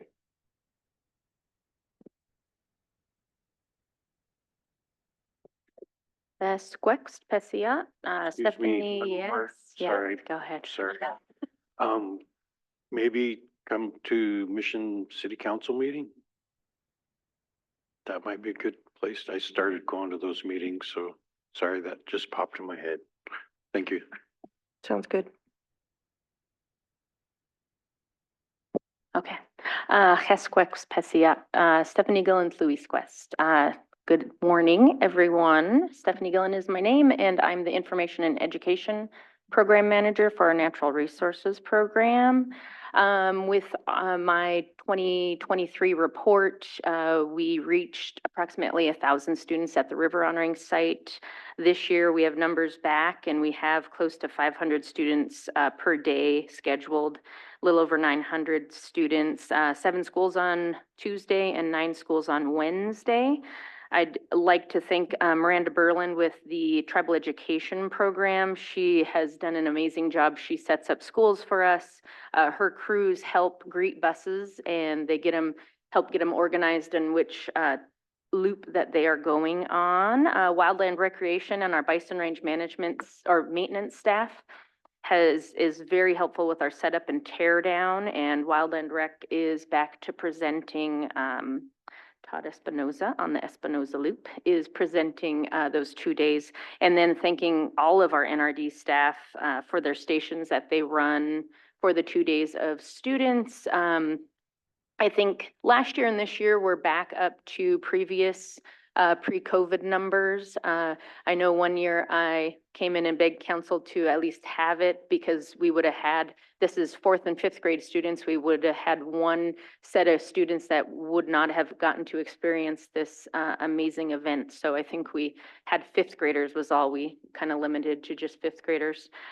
So thank you for everyone involved. We continue to work with Fish, Wildlife and Parks, and then also Yellow Bay for the lake honoring, and that is in the fall. That is focused for high school science students. We get about 100 for that event, and it is very well received as well. Lots of presentations reaching not only the elementary, middle school, high school, but also with the Bison Range, college students and adult groups with conferences. I do have an information and education specialist located at the Bison Range, and I do have 2 park aides, both returning from last year. So hopefully that says something about how they enjoyed their job last year. And, you know, we're pretty busy. This year, we reached over 1,000 students out of last year. We started in April and usually take it to the end of October when snow flies. And we average about 1 to 2 groups a week. So we've already had 7 groups come through this month. Another big push Let's see, let me finish this one, I guess. Press releases, I'm writing down all the new press releases we're gonna do within our program just by the presentation today. Definitely lots of press releases, radio shows, MAC days. Cindy and I work together on that annually. Bison Range is always room for new, exciting things. And we were working with Paul Phillips for native games. We actually have our own set of double ball. So we'll be doing our own station for double ball. It was really hard for Paul to be committed to reservation wide, and then he had grant funding that only allowed him to focus on reservation schools. So we do like to expose our visiting classes, we had Ramsey from Butte come visit this year. So we do want to, have them experience culture and appreciate who we are. So I think it's important for us to be able to provide that. I still help with the bison hunt orientations, which this year I did 9, but there were, I think, 2 additional after that. And I help with that. As far as work plan, we do a lot with the maker truck. That is the photo on the slide. We've already been to Chief Charlo Elementary and Missoula for a family science night, and we're scheduled for 2 more family science nights, I think in the Sealy Swan and Lakeside. So we continue to utilize the maker truck at the Bison Range with the large groups of students that we get. So I plan to continue to do that. One really exciting project, we are working with SKC. They received grant funding to expand and update our current animal field guide of the reservation. So ever since we've worked with it, yeah, I mean, it's pretty old, but ever since we've worked with it, I've wished it were reservation wide. So we're actually working on making that reservation wide. Wolverines, Canada lynx, all sorts of things. And then also do a Bison Range specific one, which would include, the specifics of the Bison Range. So those are just some things that I am involved in. Lem.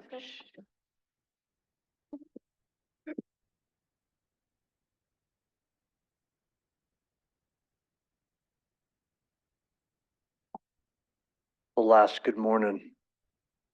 So I'm going to give a little presentation on the Fish and Game Department with the SKQ.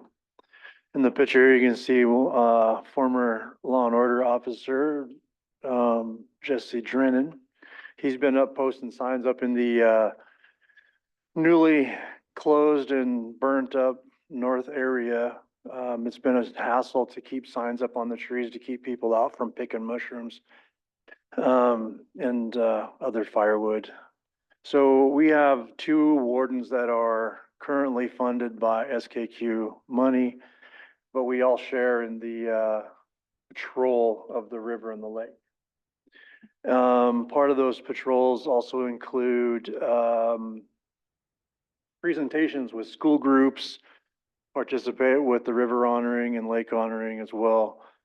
Currently, we are having difficulty with patrolling the river due to the condition of the water levels. We have a boat that we can get out there when we're at high water. And as soon as that goes down, then we're limited to what we can do out there. We do have 2 kayaks, which the guys do use. But they don't get to use the entire river as much because, you have to paddle back up river.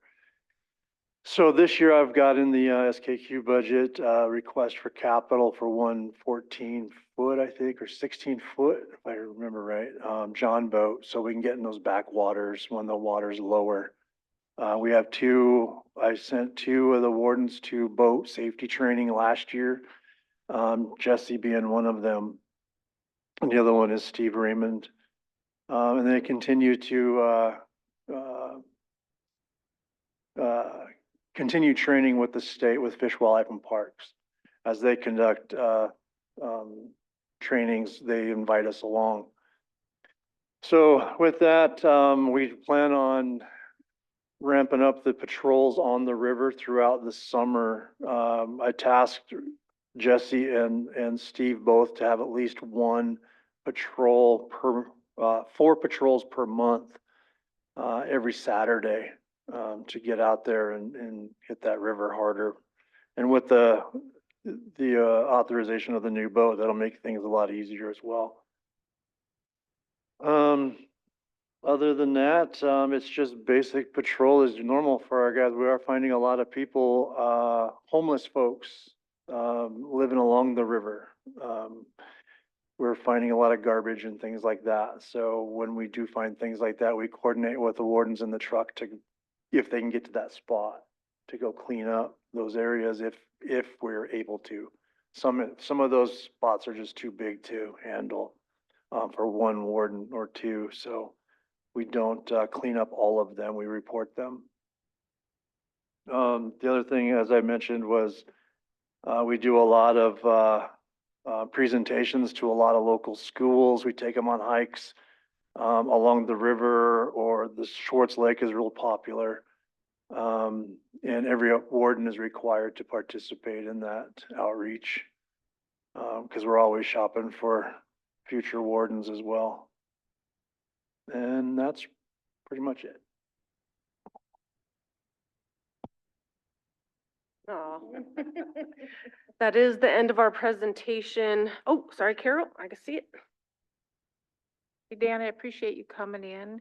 And we used to have these like quarterly, so I hope that they continue because it's important. You know, we get a lot of concerns out there, but I've been thinking about this for a while and you probably already are on top of it, but I'm wondering about the use of more cameras and more drones and those kind of things at entrances that get a lot of use.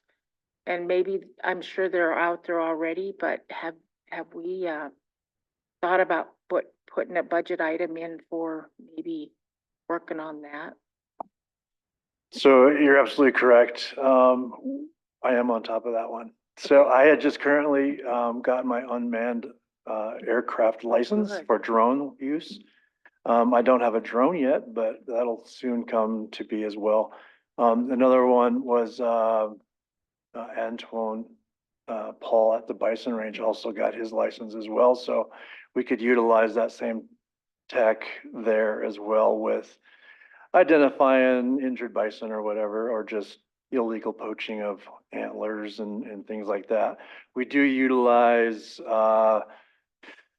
game cameras. We have some that are analog that we have to check pretty routinely. And then we have, I think, 4 or 6 that are cell serviceable so that we get automatic triggers when something is viewed on that camera, as so long as there's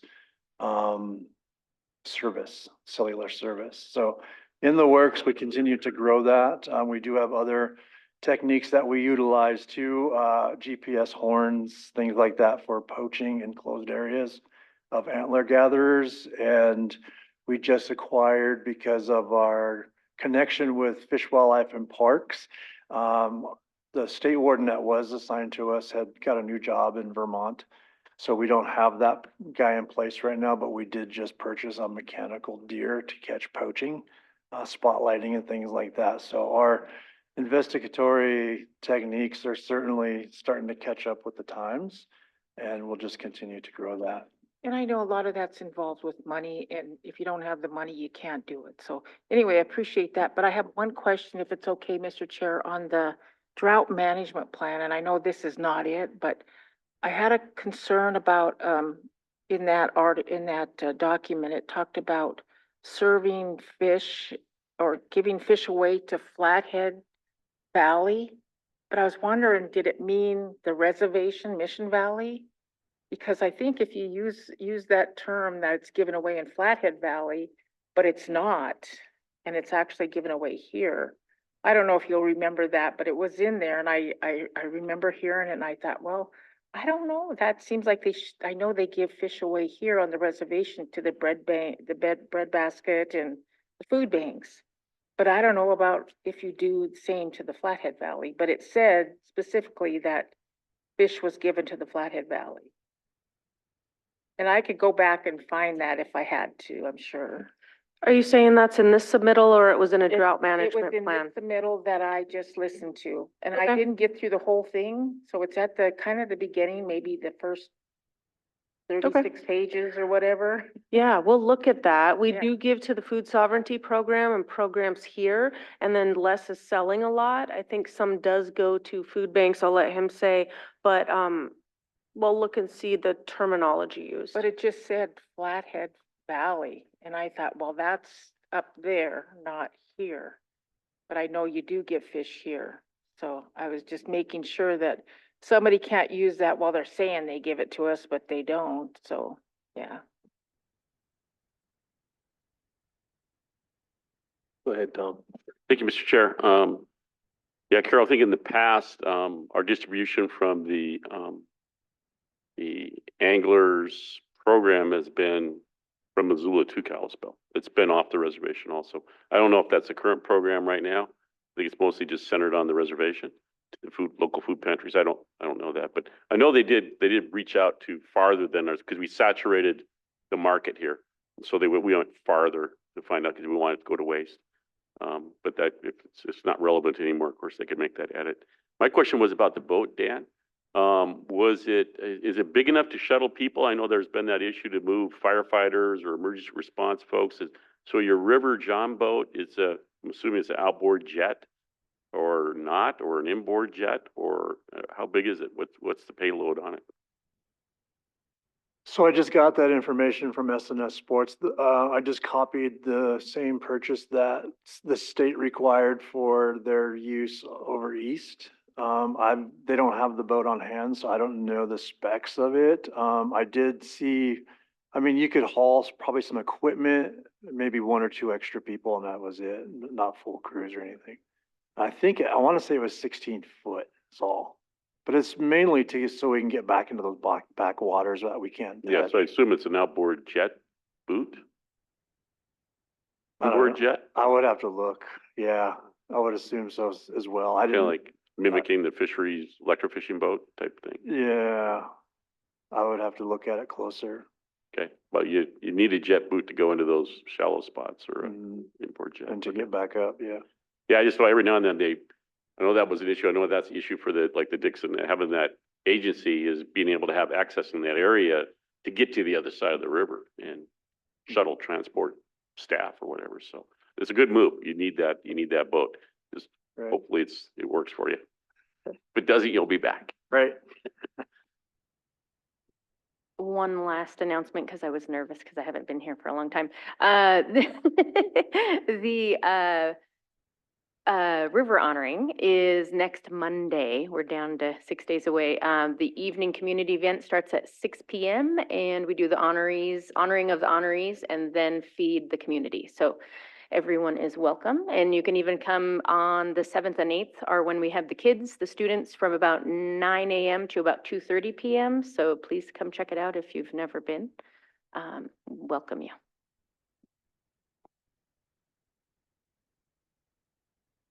You need some action, right? I do need some action. I need action to move the draft SKQ report onto the consultation group for their review. This has been reviewed by our legal. We provided the comment sheet. Chelsea was very thorough in going through the report and asking questions. There wasn't any substantive changes to the report, but we did summarize those in case it was informative to people that are maybe new to reading it or just needed a refresher on maybe some of those questions. So there wasn't any big changes. But if we could get support today to advance that to the consultation group, we will give it to them for 2 weeks with the presentation and then bring it back to you for final draft before the end of the month. It is due June 27th. Motion, Mr. Chair. Motion by Tom, second by Carol to move it on. All in favor? Unanimous. Move it on. Thank you all. Sorry, that's a late day. Mr. Chair. Go ahead, Tom. Thank you, Todd. Thank Dan, Steph, Whisper, Carrie, Lesson, Art back there. Hide now. Always hiding out in the back, Art. Could we ask one last thing about the fishing derby at Kicking Horse? Is it possible to get approval, since we have both Les and Todd here, to get approval for working with tribal health to do our fishing derby? Mr. Chair. two That was more me. years. I wanted to make sure that you were concurring with that program on that facility out there. So if you are concurring with it, then I would make the motion to approve it. Motion, Should we do it for 2 years? second by Carol. Cause right, did Greg just didn't pronounce that he would had 2 more years till we're Yeah. draining that puppy? Right. All in favor? We're good, unanimous. Thank you. Okay, now we're really gonna leave now.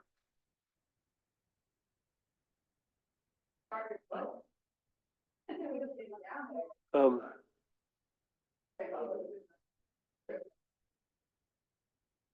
Jen, you've got lunch, right?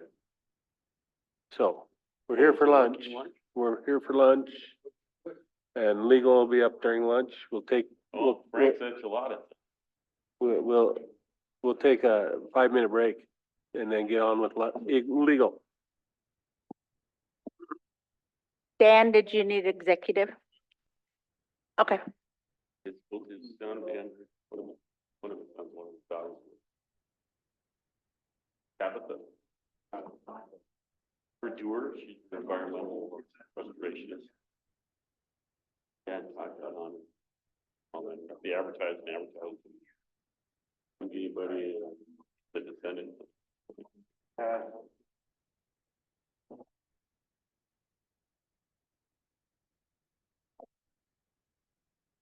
Back around, yeah. Yeah, it's like a real preppy.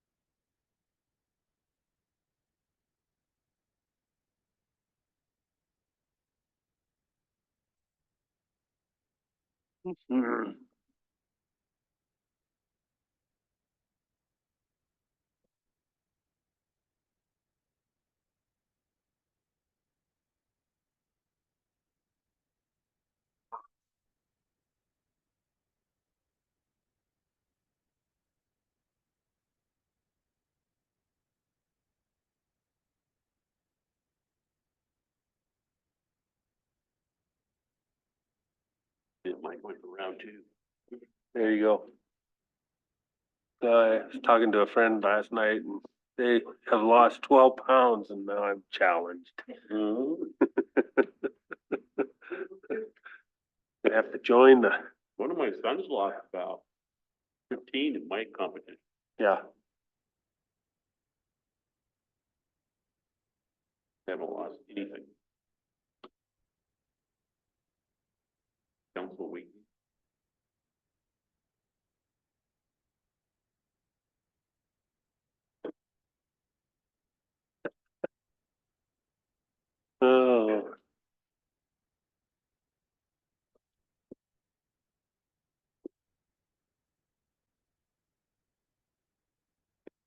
we're getting the Secretary of Transportation on the 7th, right? Strohmeyer just canceled me on the 6th because the Secretary will be in Missoula on the 6th. No. So, yeah. Who did you, Yeah, be pushing his rail line. Oh, yeah. Yep. Yeah, yeah.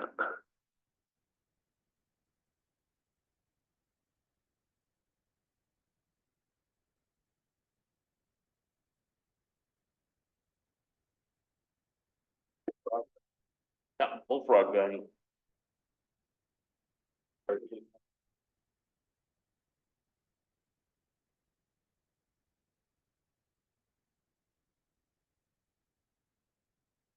Ends up in the high mountains. Like coffee. Down Bell Lake, go around up the Moon Lake, Frog Lake, Long Lake, Long Lake. They fish up there for petrol. They do they catch a frog, maybe cut off a frog leg, put that on a foot.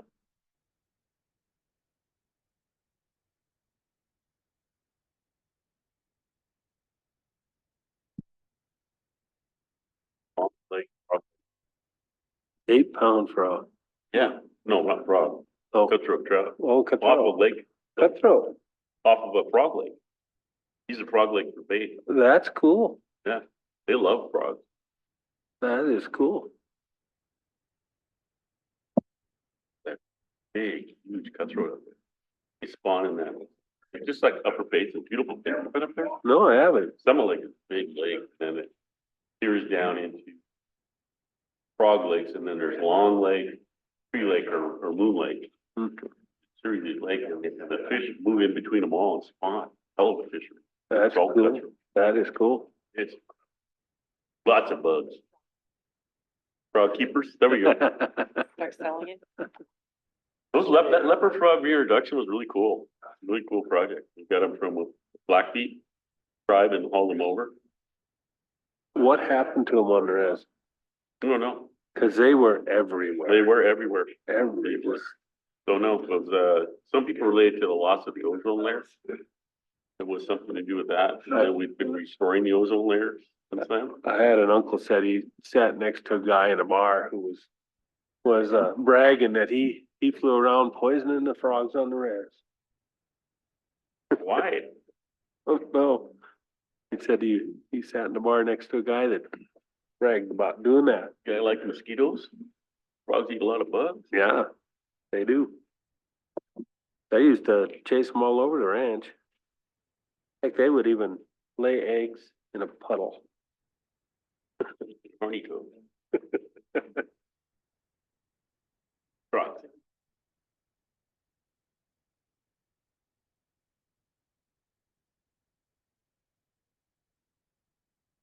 Toads don't taste good. Frogs, Yeah, I've never had either. don't want to eat it. Aren't toads supposed to give you warts? They get big too. They do. Native toad. Had to laugh at my daughter. She got some flowers. What's that kind of flower? I can't remember the kind. She had them in pots on the porch. And these little tiny frogs ended up in their pots up there on the porch, quite a ways away from water. And she thought, oh, just got one, but she had like a dozen move in.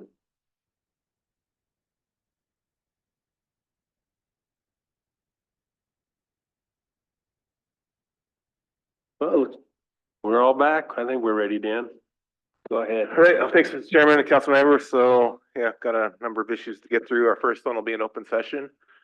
As the council may recall, last week, Judge Plouffe came in and, Mike Shane and I sat in on that discussion and, from Judge Plouffe's, update to the council he gave, he advertised the attorney tribal law judge position a few times. There were no qualified applicants, and so he came here looking for direction from the council, and council's direction last week was to amend the law and order, or CSKT laws codified, the section in regards to qualifications for tribal court judges. And so, as the council may recall, as the code is written now, you have to be an enrolled tribal member to be a tribal court judge. And that was what was put into qualifications in the advertisement for the past advertisements of the attorney tribal law judge position, or court judge position, sorry. So council's direction was for Judge Plouffe to work with legal to amend that particular section of the CSKT laws codified and to open the attorney tribal court judge up to first generation descendants of the CSKT as well. So what Mike has put together here for the council's consideration is that amendment. So Mike, I can hand it off to you. Good afternoon, Council and Mr. Chair. So the changes we made reflect the council's direction, and I believe the change is a durable change because it keeps in mind, keeps the option open for a non-attorney tribal court judge, while also providing for attorney tribal court judges that are members of the tribe or first generation descendants of the tribe. So with expanded jurisdiction moving forward, this change can account for that and be a, something we can rely on. And then I did, in the blue highlight, I kept the old language. This is for the practitioners that get their hands on the amendment. They can just reference the old language there instead of having to go back to the code. Just trying to make things work better and thinking of the practitioners when we do these things. So any questions about those changes and how it works? Questions? Go ahead, Len. Mr. Chairman, I would make the motion to approve the changes in the ordinance to allow first generation descendant as a Other tribal questions? judge. Other thoughts? I know I would lean toward replacing first generation with direct. But that's just me. Got a motion by Len, a second by James to make the amendment as Mike Wheeler has lined it out. Any other thoughts? All in favor? Carol? Yep. Unanimous. Okay. So, Mr. Chair, I will change the second paragraph to state or direct descendant of the Confederated CSKT tribes, and I will send that packet down to Jen and I believe the motion was for first generation. okay, yeah. That's Oh, written. that's written. As written. Oh, sorry. So I think you're all right as you are. Sorry. I misheard that one. Well, I'd like direct, but that wasn't the motion. Oh, gotcha. Yeah, and this language follows the. Go ahead, Tom. Mr. Chair, I think if we run out of first generations, then we go to direct. Okay. Okay. Yeah, so, Gotcha. Yeah. Thank you. Thank you, Council. With that, being an open session, that's our last item for open session, Mr. Chairman. We'd like to go into executive. The regular.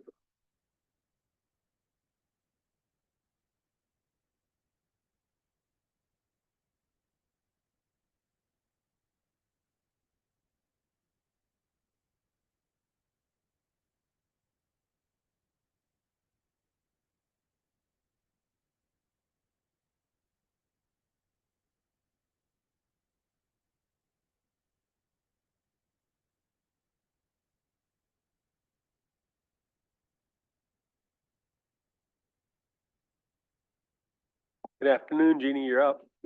Come on up.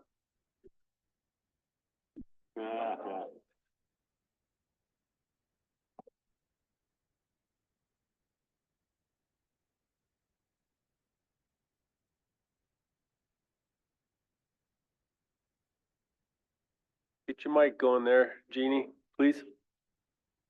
Thank you. Thank you for seeing me today. Every seat here is full. So I know that you have a lot of business to do.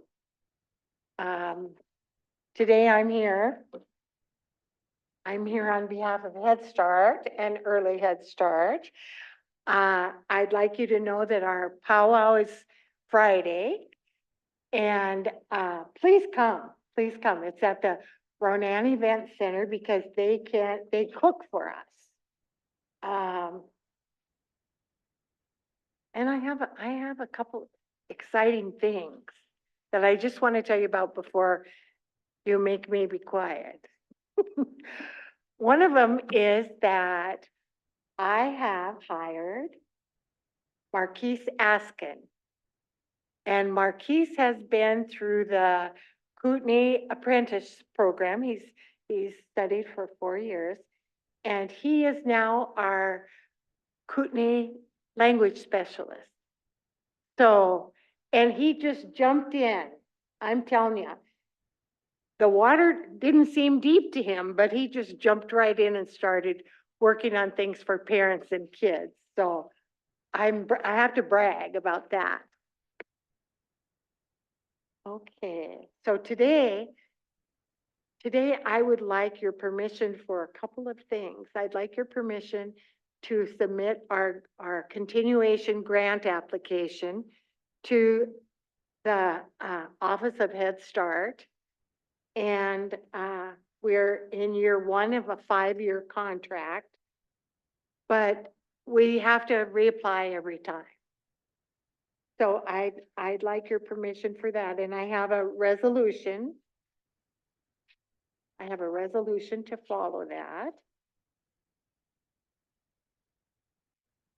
Motion, Mr. Chair, to approve the resolution. Motion by James to approve the Head Start Early Head Start Program resolution. Second by Martin. All in favor? Unanimous. Great, thank you so much. That is exciting. We're working on getting our enrollment up. And so I have a meeting with the college to see if any of their childcare kids could qualify, and we could work out a partnership between Early Head Start and the college daycare. We have a project going on at Fun and Fancy Free, where we have leased a room in their building, and we provided services to 16 children there, about half the year. So we're working very hard on recruitment and to get our numbers up. There is an opportunity for programs to serve less children, but that is not the way I want to go. And I've had a contact in the Hot Springs community as well, interested in services for their children. Yesterday, or maybe Friday, they had the Medicaid sign up. And there were like 23 children signed up with that. We're partnering with Tribal Health for that. So all that is really exciting. This is a copy of our annual report to the public. And I'm not sure if it's in your email, but as soon as I go back to, it is, you do have it, don't you? You do have it because it came with this. So these are, this is a required part of our performance standards.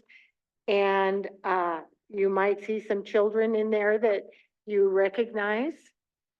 That'll be exciting. But and if you have any questions, or we haven't done our orientation yet, so we can come back and do our orientation. But if you would sign off on that, then I will take it to the Policy Council chairperson, because that too is a requirement. Questions for Jeannie about the annual report to the public? Motion by Martin to accept that. Second by Bing. All in favor? I think we're good. Unanimous. Thank you. Now this third part, I think it's the first page 10. This third part is, we received this on April 27th or 28th. And it's a letter telling us that out of the all of the money that Head Start and Early Head Start got in their, 2024 appropriations, we will get funding. I wish we could get the 275 million, but we will get funding for $105,000 to offer staff a 2.35 cost of living. And it will allow us to bring specific positions up and also to prepare and continue purchasing things that have gone up and up and up. I would like that, please. Chair, in the past, we have not done this. And I want to say it has really hampered our program for not being able to pay the levels that they should be at and to purchase things. And I'm like, God, in the future, I'm going to definitely support this and I will make the motion and I hope the rest of the council's ready. Maybe they have questions, you can hold off, but I'm ready to make a motion to authorize Head Start to utilize this opportunity. A motion by Carol to utilize. Second by Jimmy. Is there any other thoughts or questions? Jeannie first? Well, all in favor then?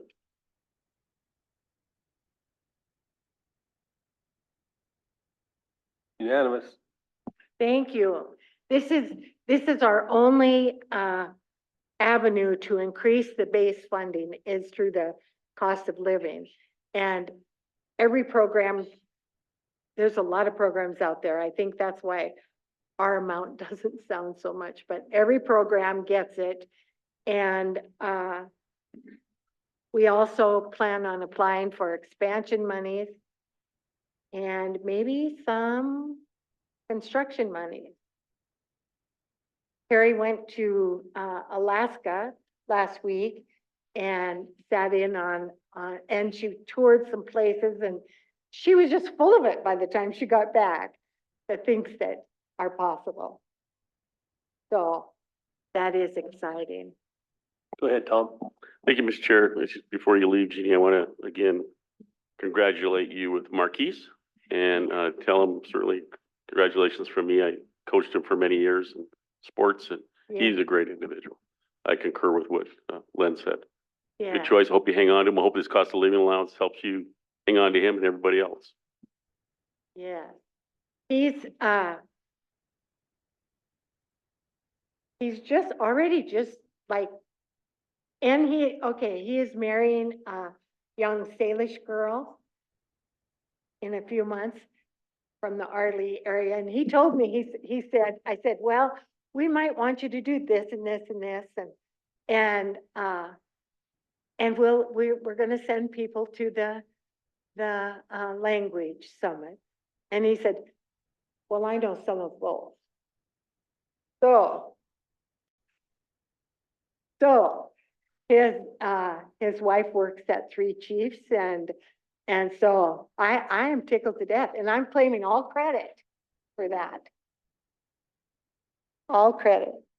Thank you so much for your time. Thank you, Jeannie. Have a good afternoon.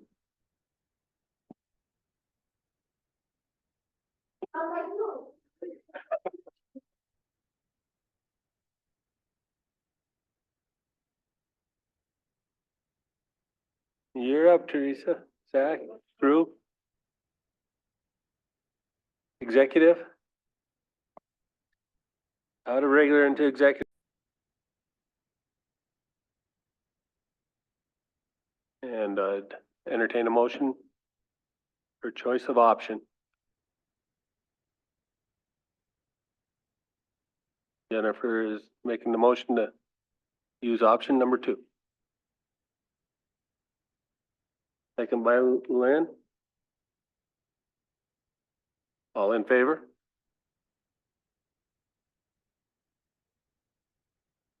I got 2, 4, 6, 7, 4. Daniel, you're against? Daniel against, Carol abstain, and is Martin on? Can't see him. Okay, and Martin's for. That's 8-4, Daniel against, and Carol abstains. Motion passes. Yeah, thank you, MVP and board, for working through this and the presentation. I appreciate it immensely, and basically we're doing what needs to be done. It's a tough decision, but it's got to change, so thank you. By that transmission line. Thank you. Thank you, council. All right, Mr. Chair, I'm just not uploading with you today. I keep misunderstanding what you're saying. That's the second time today. I can't explain it. I have that same problem with my wife, and she has it with me, so It's a you probably payment. understand her really well.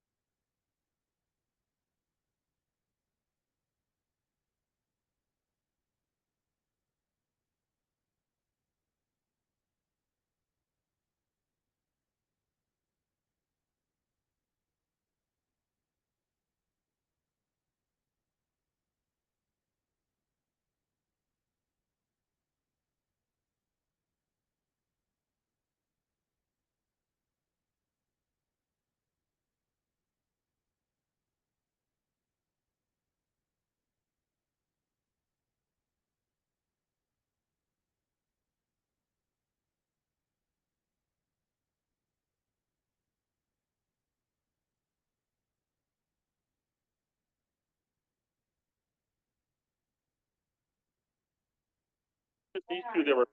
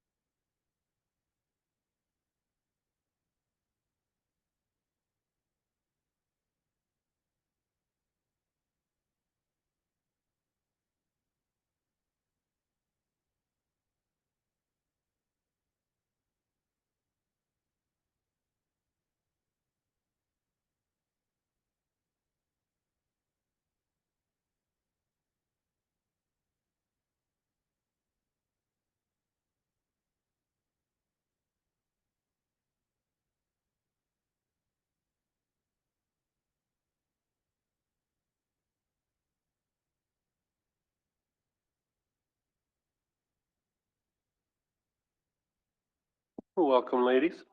Good to see you.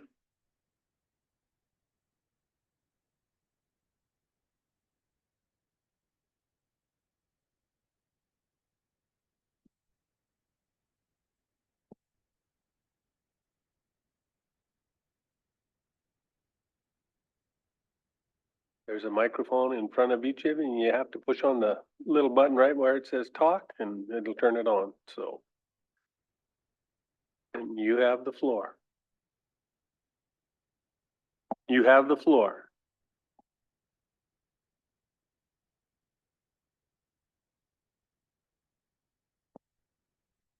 Thank you for having us. We will start by introducing ourselves. My name is Nicole Hansen. I work as elections counsel for the Committee on House Administration, which is the committee of the United States House with jurisdiction over legislation related to the administration of federal elections. And that includes NAVRA, the Native American Voting Rights Act.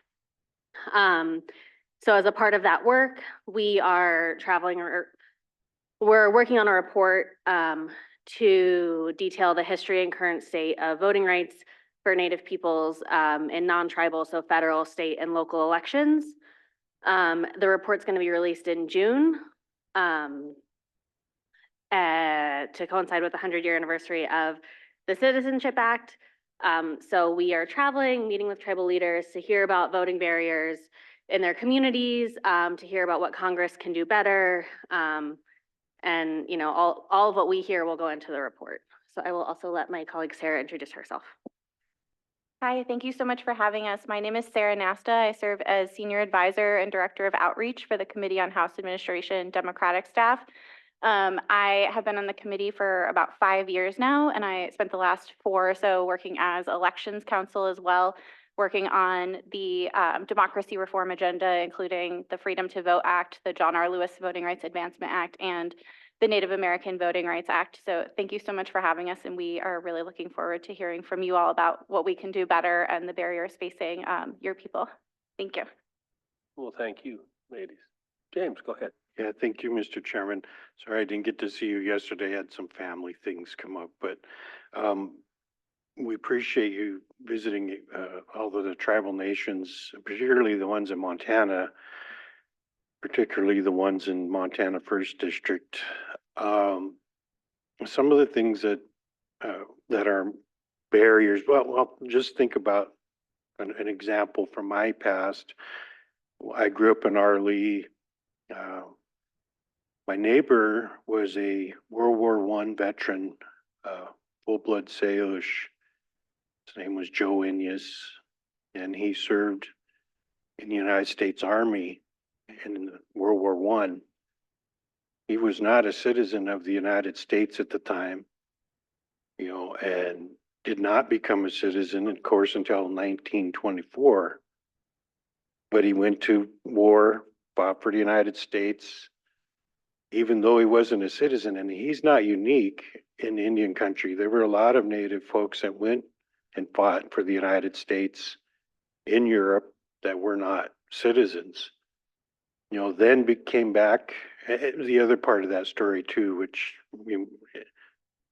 I was taking French at the time, kind of self-serving comment, but I was taking French in high school at the time, and his daughter, excuse me, was Dorothy Felsman, who was my Salish language teacher. And they got a letter from France. And she called me up, said, James, can you come over to the house? They were neighbors of mine, and read this letter from the French government. And I had just enough French to be able to read it.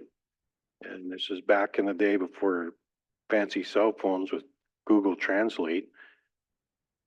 And basically the letter told our tribal elder, Joe Enyas, thank you for, there's the government of France, official government of France letter. Thank you for coming to France in World War I and protecting France, with a real nice medal from the French government. And you could kind of tell that it was something even the United States hadn't done to honor an Indian full-blood Salish man for fighting to protect France, and comes home here in the United States, and the recognition might have been just not as extravagant or as, deserving. But when you think of 1924 and the natives were generally all given citizenship, that didn't necessarily translate down to the right to vote and the ability to vote. I think in Montana, the state of Montana hindered the right of Native people to vote up until the 1960s. And if you think about our local school districts, my cousin in the back, Dan Decker, he has the benefit of serving as a school board member for the Ronan district. That had to be fought in the court and the federal courts and by the ACLU and the tribes to allow for a Native person to be on the Ronan school board. So all along the way, the tribes having the right to vote, being able to vote, it's been hindered. We've had to fight for it, just as other folks have had to fight for it. I think the ones that set the stage for us were the women. The women set the stage for all the different, the natives, blacks, etc. groups to, hey, the women in America fought for the right to vote, we can too. I think they really set the stage. So, we have the benefit of being in the district where Jeanette Rankin was from, and hopefully we'll have another woman in the legislature or in the United States House. So sorry, but we're hoping for that.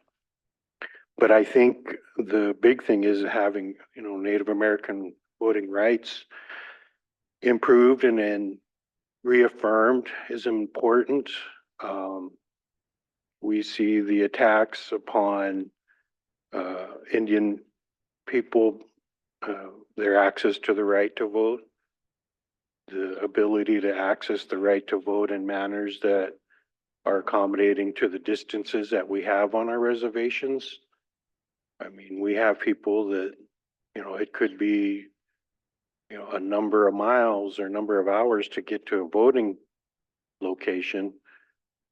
The other thing is with the issues going on with the United States Postal Service, we have the potential of the distribution center in Missoula being moved to Spokane, which is another delay in the mail on the reservation here. So if a piece of mail, ballots is mailed from Lake County, goes to Missoula, then goes to Spokane, then comes back, and it goes back and is just distributed across the reservation, that's another delay in the process. I think the other thing that's been beneficial to Indian people is the same day voter registration has been a big plus for us. And I know there's the opposition. I've heard the opposition to that. But, we live in a country where we want people to have the right to vote. We shouldn't be putting barriers up in front of the people the right to vote. I mean, Indian people have been fighting for the right to vote for hundreds of years, for 100 years or more, at least since his citizenship. And it's been a barrier from day one. It was at first the barrier was citizenship. Then the next barrier after citizenship is getting all the individual states to recognize that Indians are citizens. And, you know, it's kind of, I don't know, it makes me wonder why struggle to let Indian people have the right to vote when the Indians were here for a lot longer than the United States, a lot longer than the British and the French and the Spanish. But I guess that's kind of my general comment is we should be more accommodating to, and I think this is generally for the US Congress, you know, generally, particularly in the House, the majority of the people come from, the representatives come from the bigger states. They're not going to be thinking about the issues on an Indian reservation in Western Montana. We appreciate you folks being here.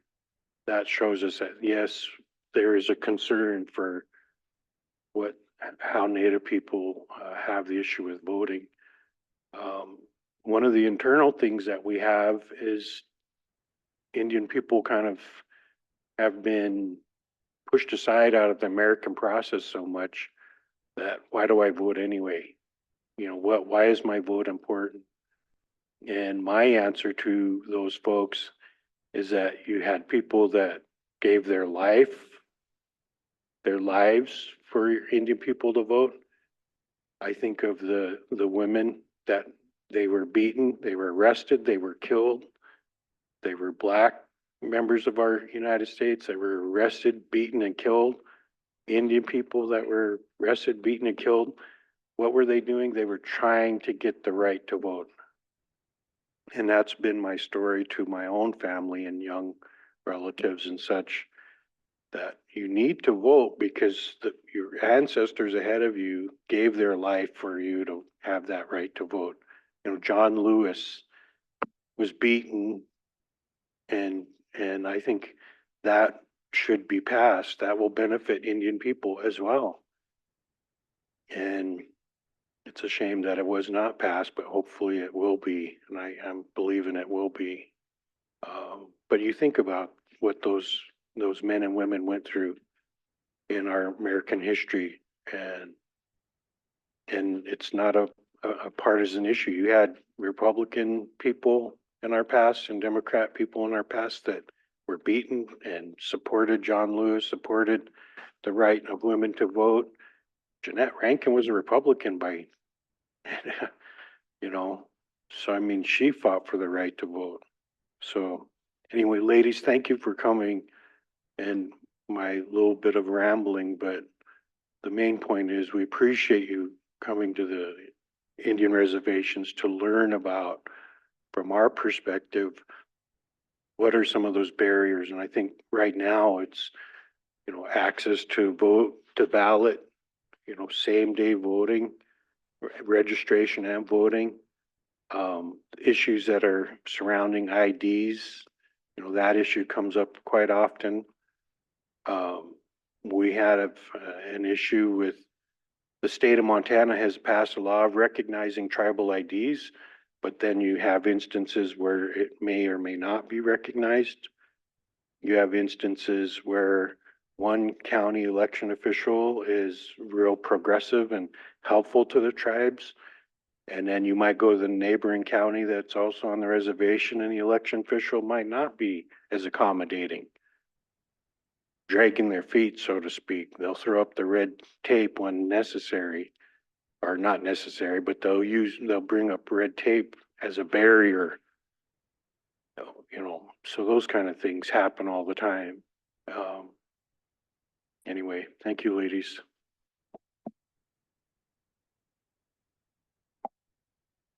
Go ahead, Dom.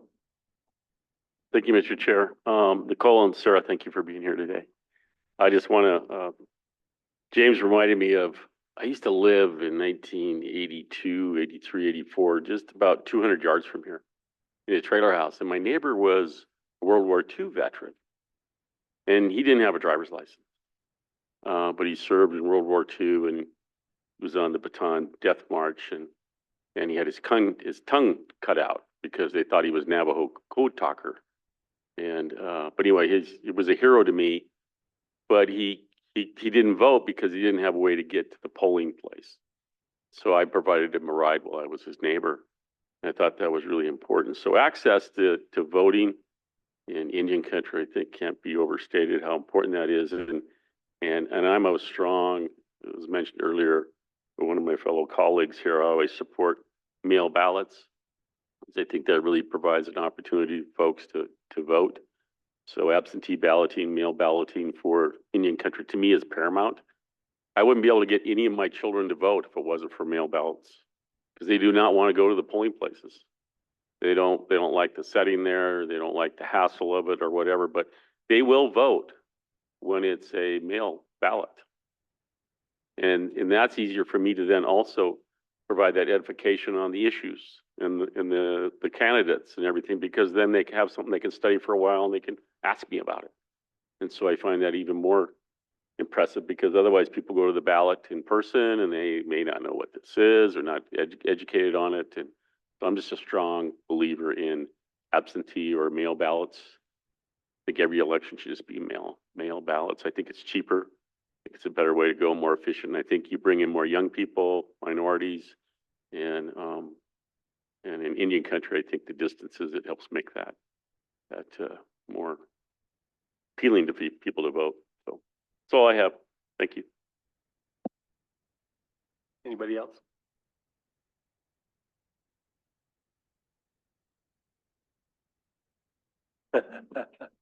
So the one thing I've always found interesting, you're talking about it being the 100th anniversary of the Indian Citizenship Act, is that Indians are citizens by a law, not by the Constitution.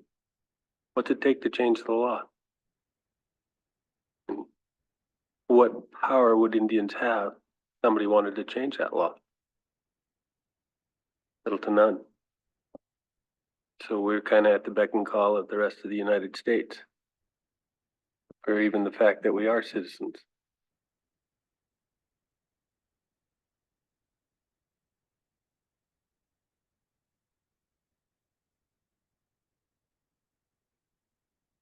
Ladies, have any advice for us? No, absolutely, I agree. I mean, certainly being at the will of federal law rather than having constitutional protections is, it's horrifying. I think a question that I have, if I might ask a question from this side, is, something that we hear about a lot is lack of participation because of lack of trust, especially with the federal government, and something that I, want to work on behalf of Congress, and something that I want to learn more about how we can do is what can we as Congress do to rebuild the trust, and what protections can we build into voting rights law that can help help maybe not even rebuild, but build anew the trust. Go ahead, James. Thank you, Mr. Chairman. I've been pondering this, and I've even thought about it this week, thinking about visiting with you ladies, you folks. It involves your committee, but it also involves a bunch of others as well. I think in the education realm, we need to have civics back in our education program, explaining why is it important to vote. And we, Carol and I were just talking about it. One of our tribal elders who's passed, her name Lucille Otter, she was always everywhere in the community bugging people to vote, register and vote. One of our native ladies from the past, and she was not paid to do it. She did it on her own, but I'm old enough to remember I was in high school. She said, "When do you turn 18? I'm like, this year." She said, "All right, you come visit me. We're going to register you and you're going to vote." And that's how I registered and voted. But she would explain why it was important. I think that's part of it, is having a curriculum developed that would be potentially specific to Native communities, that here is why it's important for an Indian person to vote. I have never seen curriculum developed just particularly for Native people and why it's important for them to vote. I remember Congressman Kildee from Michigan. I was at an NCAI meeting in somewhere in the country, and this Congress, and I'm brand new, this was back in '04. And this congressman gets up, Dale Kildee, and he says, this white congressman gets up and he says, you have 3 citizenships. And I see him putting his hand up, like, okay. He said, you're a citizen of the you're a citizen of the United States, citizen of your state, citizen of your tribal nation. And he said, I have 2, Michigan and United States. That just stuck in my head. Oh, that's right. I've got 3. So as a young council member, I learned something from a congressman, not even from Montana. But that's the unique thing. If there was some sort of, some sort of something in the education process that, maybe helped young, that's where voters are, they're coming through that's where we came from, is our education background. And maybe that was one thing I was rolling around in my mind. If there was some kind of something in school that taught kids why it's important to vote. I remember growing up and getting those scholastic little paper flyer things. Did you see those? Are they still around? Am I that old? I had them in my school. Yeah, okay, yeah, because remember they would tell you, whatever presidents were running at the time, Reagan and Carter or whomever, here's why it's important to vote. And, Reagan, and I don't know who the next time he was running, but it would explain voting, and it was a pretty cool thing. I thought it was cool as a kid, but I was a weird kid. I was following politics in 1980. I saved the newspaper that showed, Ted Kennedy running against Jimmy Carter. I saved that forever. I don't have it anymore, but having some sort of curriculum like that is kind of something I was thinking about just last week. We have to train the young people up as to why it's important to vote. James, you don't have to feel bad. I remember when John F. Kennedy ran.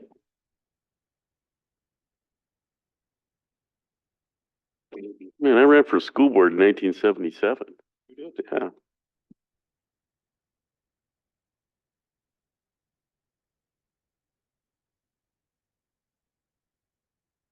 Any other thoughts? How do we make Indian people trust federal government? What a question. Well, Mr. Chair, you have to have folks that represent you, and if there's no candidates that reflect your community, where is that trust? You really want to vote for someone from your community, someone who represents you. And so often here we have elections where there's only one party even candidate running, and there's no choices.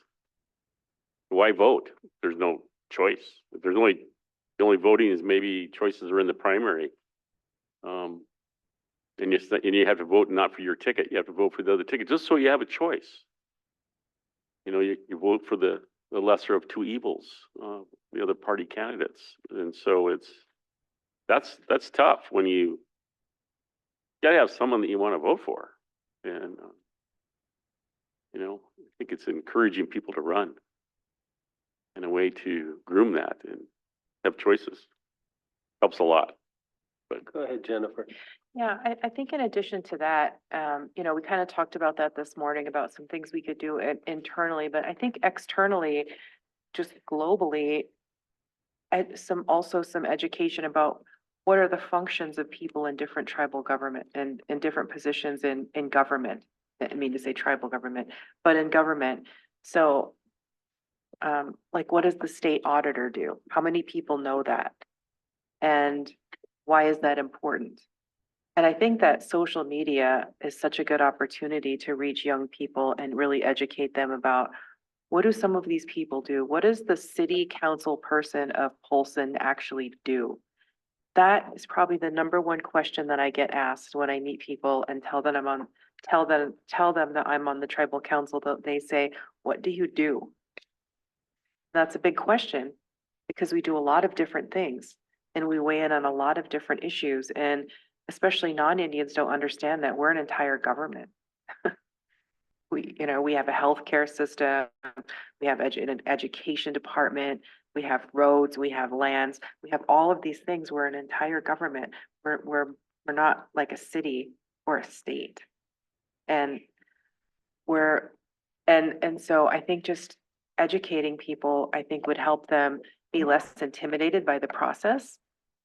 What are these positions? What do they do? And if somebody wanted to run for an office, how would they do that? You know, I'd always think it's really interesting when I see really young people run for a public office. It takes so much courage. And I thought, gosh, I can't imagine doing that when I was that age. And so, yeah, I just think there's a lack of information about there that people don't have a basic understanding of how our government actually works. And then, well, who are these people in these positions? And what do they actually do? And why is it important? Would be helpful. Go ahead, Shane.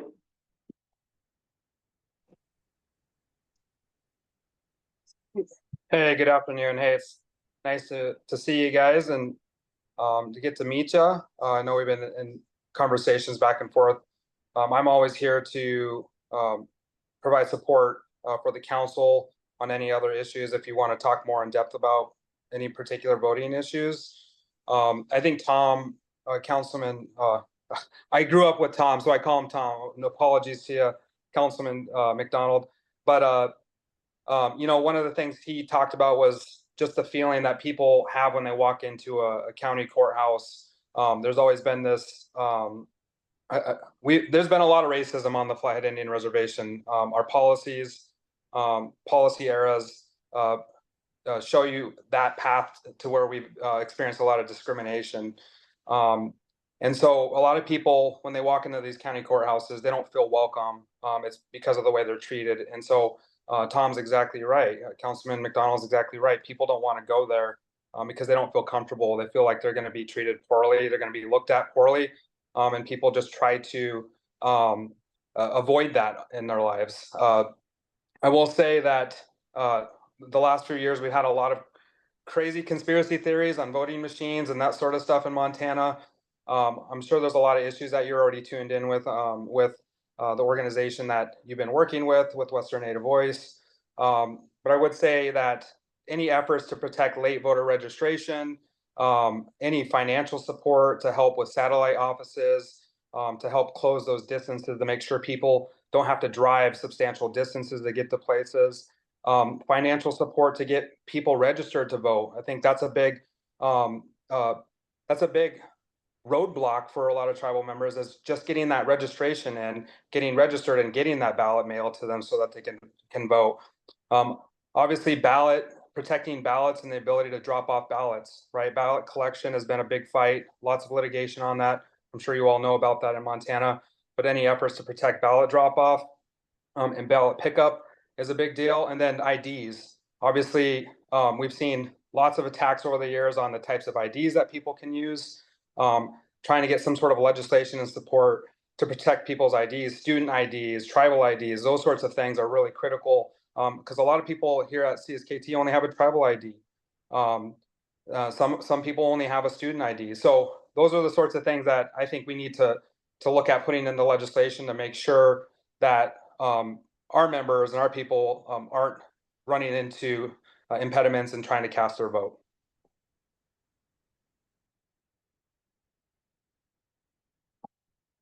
Thank you, Shane. Any other remarks? Dan, you got anything?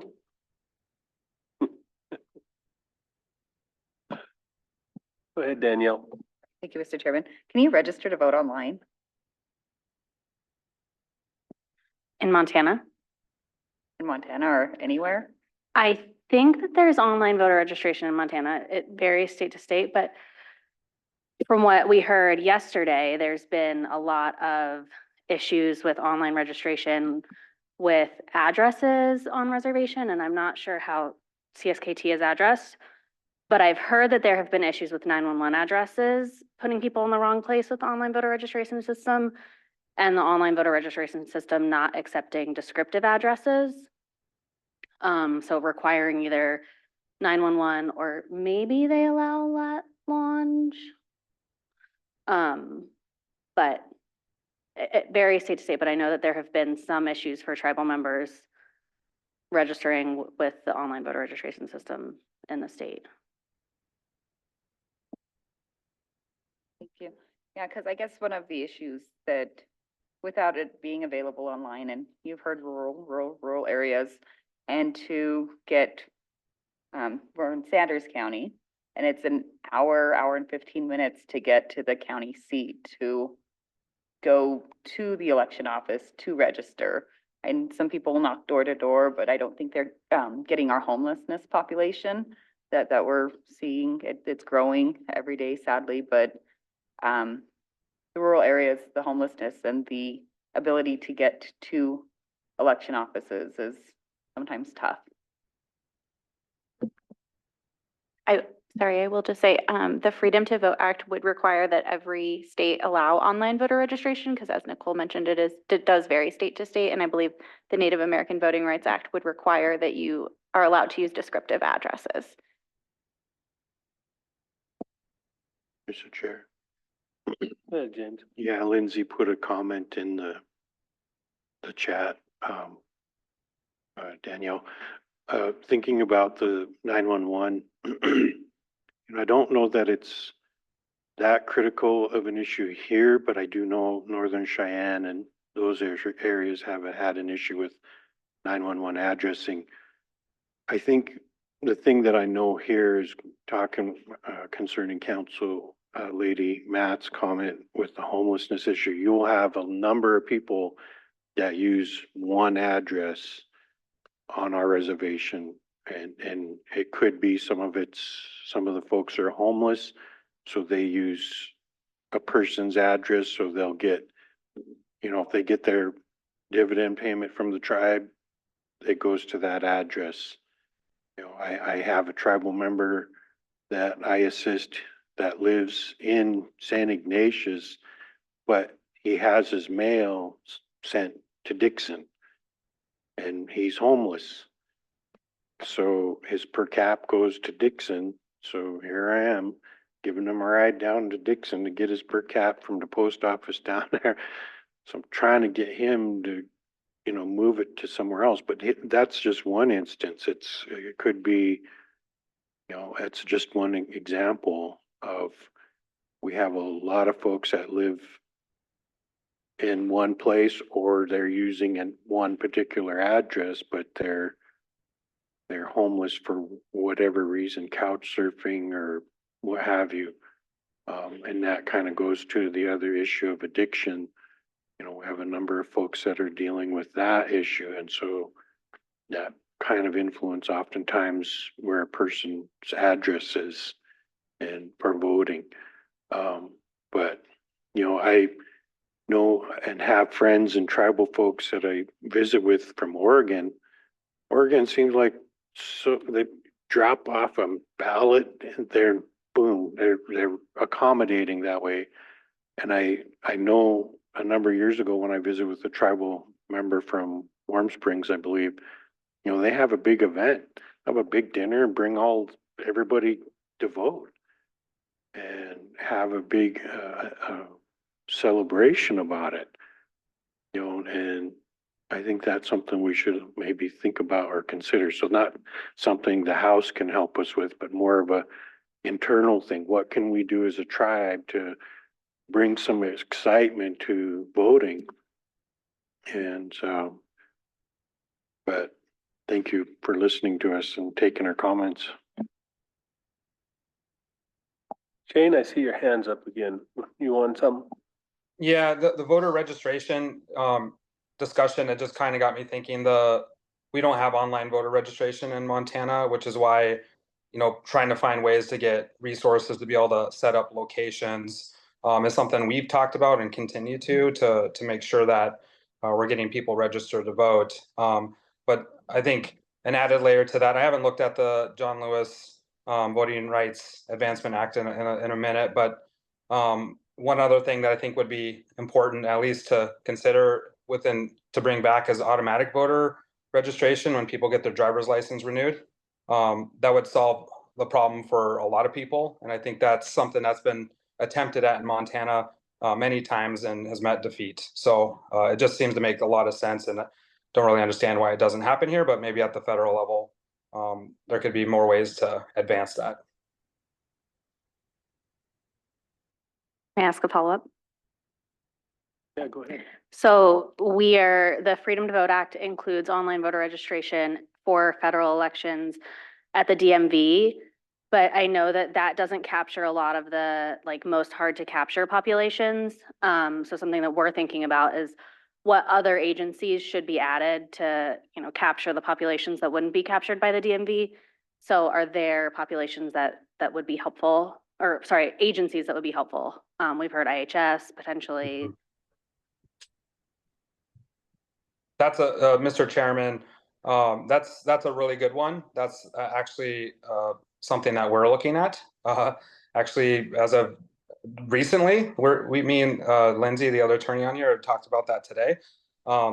So yes, I think tribal health is any location where we see a lot of our membership utilize services where we're going to capture people, getting them registered to vote would be ideal.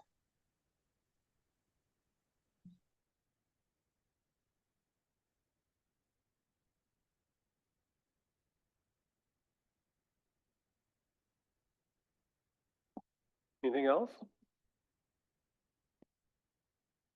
Go ahead, James. Are any of our Montana Congress folks on your committee? Okay. No, Are there any natives on your committee? no, not on the committee. Any people of color on your committee? On the Democratic side, so the Democratic side is Joe Morelli. He's the ranking member, and the ranking member of the Voting Rights Subcommittee is Terry Sewell from Alabama. And then we have Norma Torres, who is from, Southern California. And Derek Kilmer, who is, he's from Washington. Yeah. He represents a lot of tribes in Washington, and I know that he's been a good ally for He them. was my congressman for about a year. Number of years back, yeah. Yeah, he's pretty good. So the reason I asked that is just wondering if we give you all this comment and you have a bunch of bosses that don't know anything about Indians or only know Hollywood version of Indians, I mean, how are our comments going to be heard by anyone is what my concern is. So goes back to that issue of trusting the federal government. And the other thing is Indian tribes are always told on the executive side, consultation or listening session. So we give our words and our comments, and then we don't know. So not you, that comment was for the executive branch. But thank you, ladies. So two things. What the purpose of our these meetings that we're having is to put it into a report that will become part of the record for NAVRA when it's next introduced in the House. So it will, when NAVRA is inevitably challenged in the Supreme Court or lower courts, it will what we learn will be part of the support for why Congress has the authority to pass NAVRA in the first place. So it will make NAVRA a more robust law. But the second thing that I have is a follow-up question, which is I agree there's a lot of talk about consultation, but oftentimes, obviously, it's not meaningful consultation. So what can we do through federal law to make sure that consultation happens and is meaningful? Are there ways in which consultation could happen with the state government or local governments that would make it meaningful consultation with respect to voting and elections? Follow up. Thank you, Mr. Chair. I think that absolutely would be helpful, because if you think about our reservation where we have 1, 2, 3, 4 different counties. We have Lake County, Sanders County, Missoula County, and Flathead County. that different jurisdictions that handle portions of the election process for our tribal people. You know, different reservations have different county dissecting their reservations, and, you know, Councilman Matt and I just talked about one of my relatives. He's pretty much in Arlee in this area, but he gets his mail in Hot Springs. And that's completely on the others. That's a long trip from this side to that side. So his voting would be tied up with Sanders County, even though he's over on this side most of the time. So to answer your question, yeah, I think that's absolutely, if we can get some consultation with local jurisdictions in the state, oftentimes you can't even get them in the same room, or, well, we did get the governor to show up, but that was for some other reason. We won't go down that path. So I've been trying hard not to say anything about the governor, so I'll just leave the day that way. But I think that would be definitely something, if there was a way, the federal law, you know, I mean, they do it with gaming. The National Indian Gaming Commission and the IGRA, when you come to Class 3 gaming, we can't do anything on Class 3 unless we deal with the state of Montana. Well, why can't the state be compelled to deal with the tribes when it comes to voting? IGRA makes us work with the state on Class 3. Well, make them work with us on voting. I mean, if it's good enough on Class 3, it should be. Anyway, I'm done. I will quit. Thank you. Shane's had his hand up for a while. Shane, are you looking for something else? No, Mr. Chairman, sorry, that's just pulled over from before. I think one of the best things Congress can do to help us out is to recognize our treaty full force and faithful. And it's the highest law of the land, and that's what Congress has done time and time again, is violate our treaty, violate our rights. And that's one of the very first things they could do, is make sure that everything in our treaty is fully enacted, engaged, and honored. And I yet to see that today. I yet to see that today. So.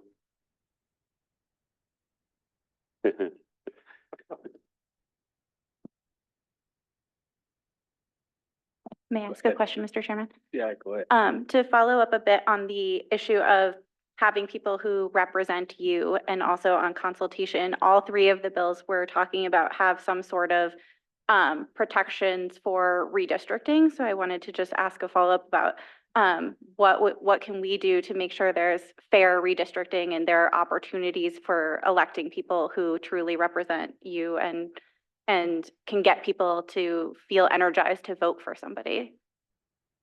Madam Chairman, thank you, Mr. Chairman. You know, that goes back to the census, you know, and the whole boondoggle that we've had with the census process is accurate counting of Native people. And I think in order to protect the redistricting process, I think, one, we have to have accurate counting of Native people. And the other process, I think, in the state of Montana, you know, we have the redistricting commission, and I think generally it works well. Have I been happy with it all the time? No. But I think it's a lot better than the legislature drawing the boundaries and districts. And we can see states where it's dominated by one party or the other, where they both gerrymander, the term gerrymander. But I think in the state of Montana, we've been fortunate to have enough Native districts drawn that capture a good number of the percentage of Native people in the state, and that reflected in the Native caucus in the legislature, which is pretty important. The other thing is with Indians and the districting, you know, it was kind of a big controversy over the new House district on the western side of the state. You know, there was kind of a big controversy with the tribes and that was, I don't know if you followed any of that, but if you did, it was kind of hot, and I was kind of hot about it. But, I think the big thing is making sure there's an accurate census, particularly on the reservations for Indian people and in the urban areas, and making sure that the redistricting process is reflective of native population. It's not disenfranchising Indians' right to vote. And I've been watching the Supreme Court and some of the going-ons in the other states in terms of black districts, majority black districts, particularly in Louisiana and Alabama. And it looks like those states, they've had to be battled in the courts to make sure that there's a black majority district in Alabama and Louisiana and those areas. So those are some of the same type of things and arguments that we deal with as well. Make sure that we're not being disenfranchised, gerrymandered out of our potential to have a native representative. And that goes back to that school district battle in Ronan, to have a native seat, native majority district, so that they could have a native on the school board there in Ronan. And that's just one example, but I hopefully that popped in my head is an answer to that, I hope. May I ask a follow-up? Was during the Montana redistricting, the state legislative redistricting process, was there any formal consultation with the tribes, or did tribes have to participate as Montana citizens? May I follow up, Mr. Chair? Thank you. Thank you, Mr. Chairman. Yeah, there was. I know that Western Native Voice put in comments. I know the tribes put in comments. They allowed it for a comment period and allow people to participate and make comments in the process. So that's good. I think if it was in the legislature, wholeheartedly in the legislature, I don't think we would have had that. So that goes back to the 72 Montana Constitution that has that redistricting commission in it. So, I mean, and I've heard certain legislators trying to do away with that redistricting commission and put the redistricting back in the legislature, and I think that would be a terrible idea.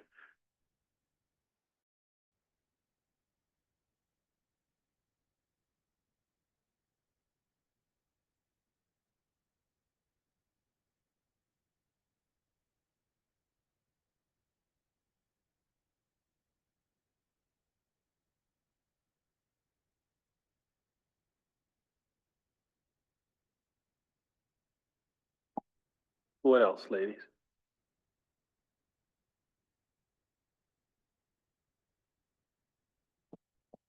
Something else that I wanted to ask about, I know that the ballot collection process is really important in Montana, and I wonder if you could explain more about why that's important and why it helps tribal members participate. Thank you, Mr. Chairman. Sorry to be, anyway. I think it's important because they've tried to limit who could pick them up, how many you could pick up. And I mean, if, Bing and I were, Councilman Matt and I were talking about a tribal member that he's on this side of the res, but his ballot would go to Hot Springs. If we could, I don't know, pick up his ballot, get it voted, bring it back to the Sanders County voting, what does that hurt? As long as because when you get the ballot, you put it in the little pink secrecy envelope, you throw it in and sign on the back of it. Whether there's a stamp on it or who brings it to the drop-off box, who cares? I mean, you throw a stamp on it, throw it in the mail, they're gonna look at the same, as long as it's sealed and signed on so that's always been kind of an issue. It's important because you can pick up a number, like I might get 4 ballots at my house and I'm the only one that lives there. So I have to get a hold of 3 different relatives of mine to say, hey, I got your ballot. I'm going to come meet you and you're going to vote it. And here's why we're voting this way. You sign it here and okay. And that's pretty much how it goes because they don't know. But I'm trying to explain to them, here's why we're voting this way. If you want to vote for this person, fine, but you can bring your own ballot up there, but no, I don't see that. But to answer your question, it's important because they've made it, the people that are trying to, in my opinion, disenfranchise voters have made it an issue, and it's not an issue to collect a number of ballots as long as they filled it out, voted and sealed it properly according and signed on the back of it. Why is it an issue of how many people I could pick up 20 ballots? Okay, great. Each individual person signed on the back, there shouldn't be an issue, but people that want to disenfranchise native voters seem to okay, let's make this an issue. I think it's just an issue to try to disenfranchise Indian people from voting. We don't need any more barriers we're trying to get people to vote, not put more roadblocks in front of them to vote. And I know Shane in the legislature's dealt a lot of it with this in his time in the House and the Senate. But my opinion is it shouldn't be an issue. And if there was a way the Congress could make it not an issue, as long as that voter has filled out that ballot and signed it according to signed on the back of it, and it's their signature, there shouldn't be a problem. I mean, if I pick up 50 ballots and everybody's legally filled it out the way they're supposed to and signed on the back, why is that an issue? It shouldn't be. Oregon don't seem to have an issue with it. Drop it in a drop-off box, and they have plenty of drop-off boxes all over the place. You can drive up and drop off a ballot. And here they want to make an issue of how many drop-off places you can have. I don't get it. It doesn't make any sense. Why make it harder to vote? I don't. Mr. Chair, I mean, that's exactly the collection ballot box spots should be everywhere. They should be it should be as common as mailboxes or drop off. I mean, because that's it, right? I mean, I remember the first year I went and collected ballots from my children, and I went up to turn them in at Lake County Courthouse at the election office, and they said, no, you can only drop off one of them. And I said, what? So if I would have put stamps on all these and took them to the post office, they would have got to you the same way. I don't understand. And election gal said, well, you're right. I don't understand either, but but it really needs to be, it's exactly what James says. It needs to be as easy as possible. There shouldn't be any restrictions on anybody's right to vote. And it should be as easy as possible for every citizen of this country, whether it's on an Indian reservation or wherever it is, and any roadblocks need to be lifted. So the easiest thing for me is that mail ballot. And of course, then I don't even have to go to Polson. I just put it in my mail. And everybody can do that. So by mail, for me, for everything, is the best way. It goes to Spokane, comes back, gets verified. By another state. Another state. Yeah, I mean, we're just Montana. What do we know? We don't know nothing. We're lucky we have 2 Congress representatives now. Have 2 Congress Right. people. That's right. One, yeah. Which one was that, Carol? For the record?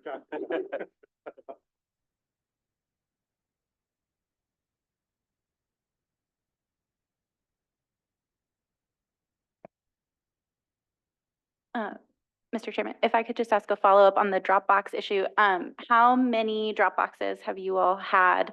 And are they easily accessible? Is there any type of consultation from the state on where they're placed?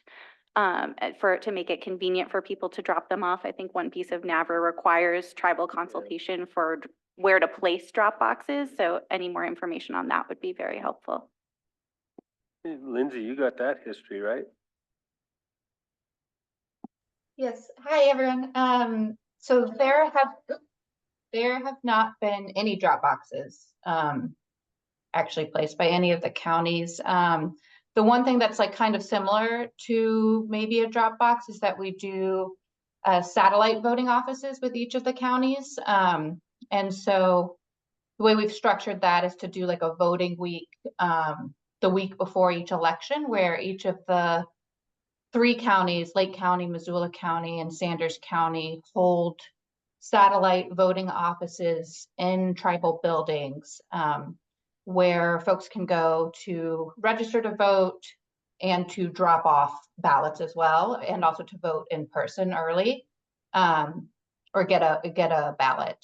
So that's kind of the closest thing to a ballot, drop off box, and that folks can go to the satellite offices and drop off ballots.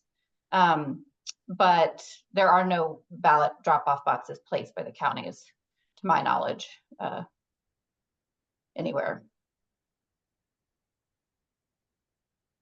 Thank you, Lindsay. May I ask a follow-up? Yes, you may. So when those satellite voting locations are placed, are they staffed by tribal members or are they staffed by the county? So it's kind of both. So they're county election offices, so they're completely run by the county.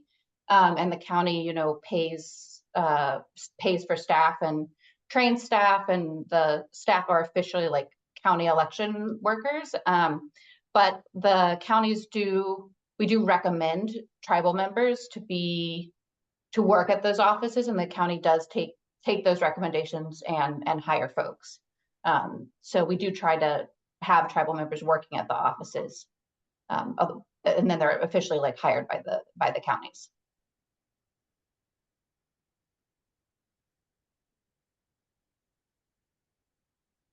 And I do believe it's been helpful that we've had the satellites in tribal business, tribal offices, so they're much more welcoming to tribal members.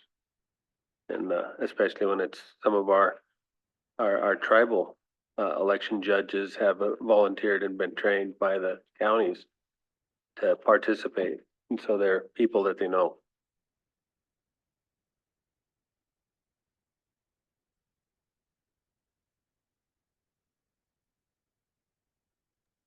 And the satellite voting offices are, unique to Montana. They're a product of a litigation that occurred, the Wandering Medicine lawsuit.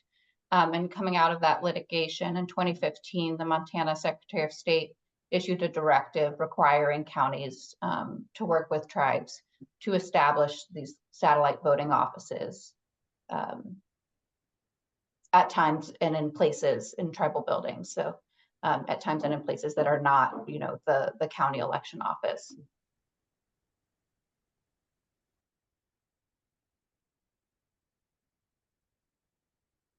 My follow-up. But so it's my understanding that you have to request the satellite voting locations. Is that an easy process? That's correct. We do have to request the satellite office locations and, dates and times. So far, that has been an easy process. Working with each of the counties. I'm not sure about the experience for other tribes, but that has been a pretty straightforward and easy process.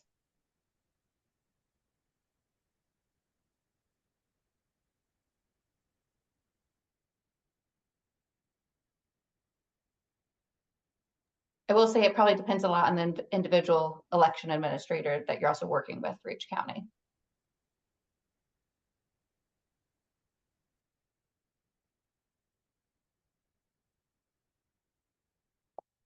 What else?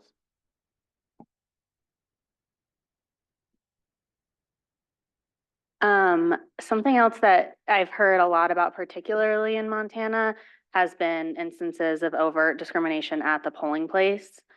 Are there any stories that you all can share? Do you have experience with that?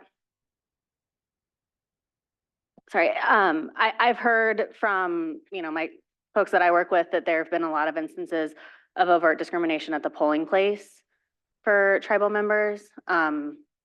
Would you say that that's the case here? And if so, are there stories that you can share? Mr. Chairman, thank you, Mr. Chairman.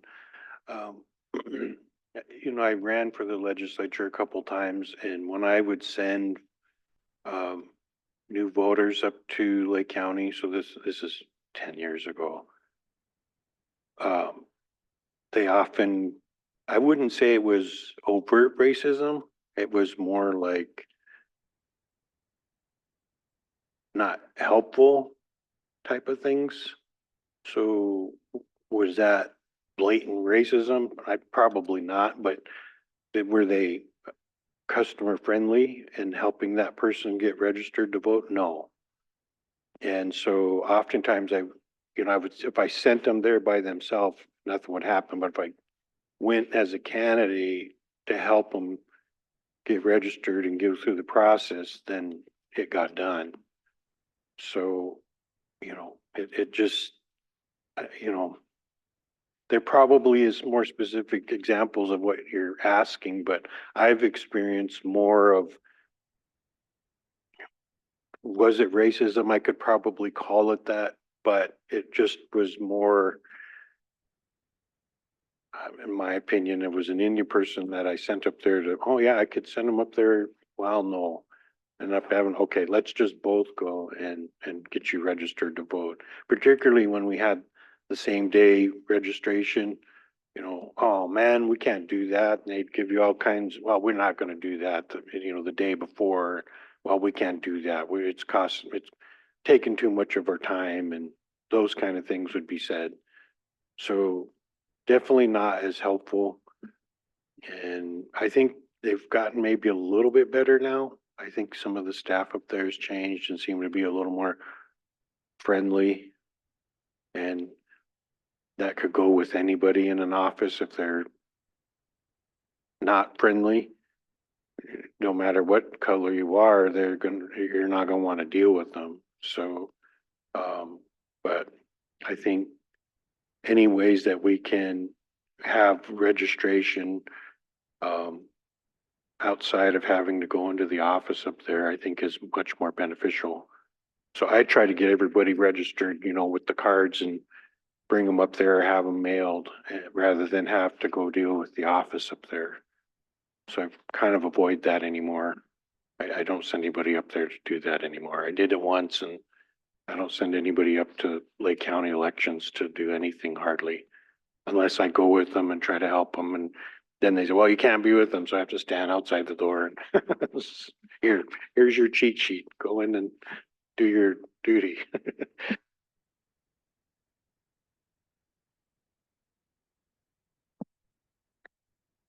Just bouncing around a little bit. Are there many traditional language speakers that are part of the tribe?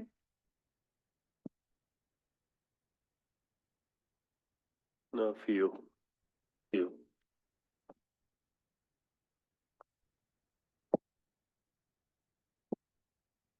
Mr. Chairman, bouncing around a little bit again, yesterday in our discussion, we heard a lot about how election denialism has permeated elections in Montana, and people, we mentioned earlier conspiracy theories about the voting machines, and mis and disinformation generally. In your experience, have you seen that have a chilling effect on people wanting to participate in the elections?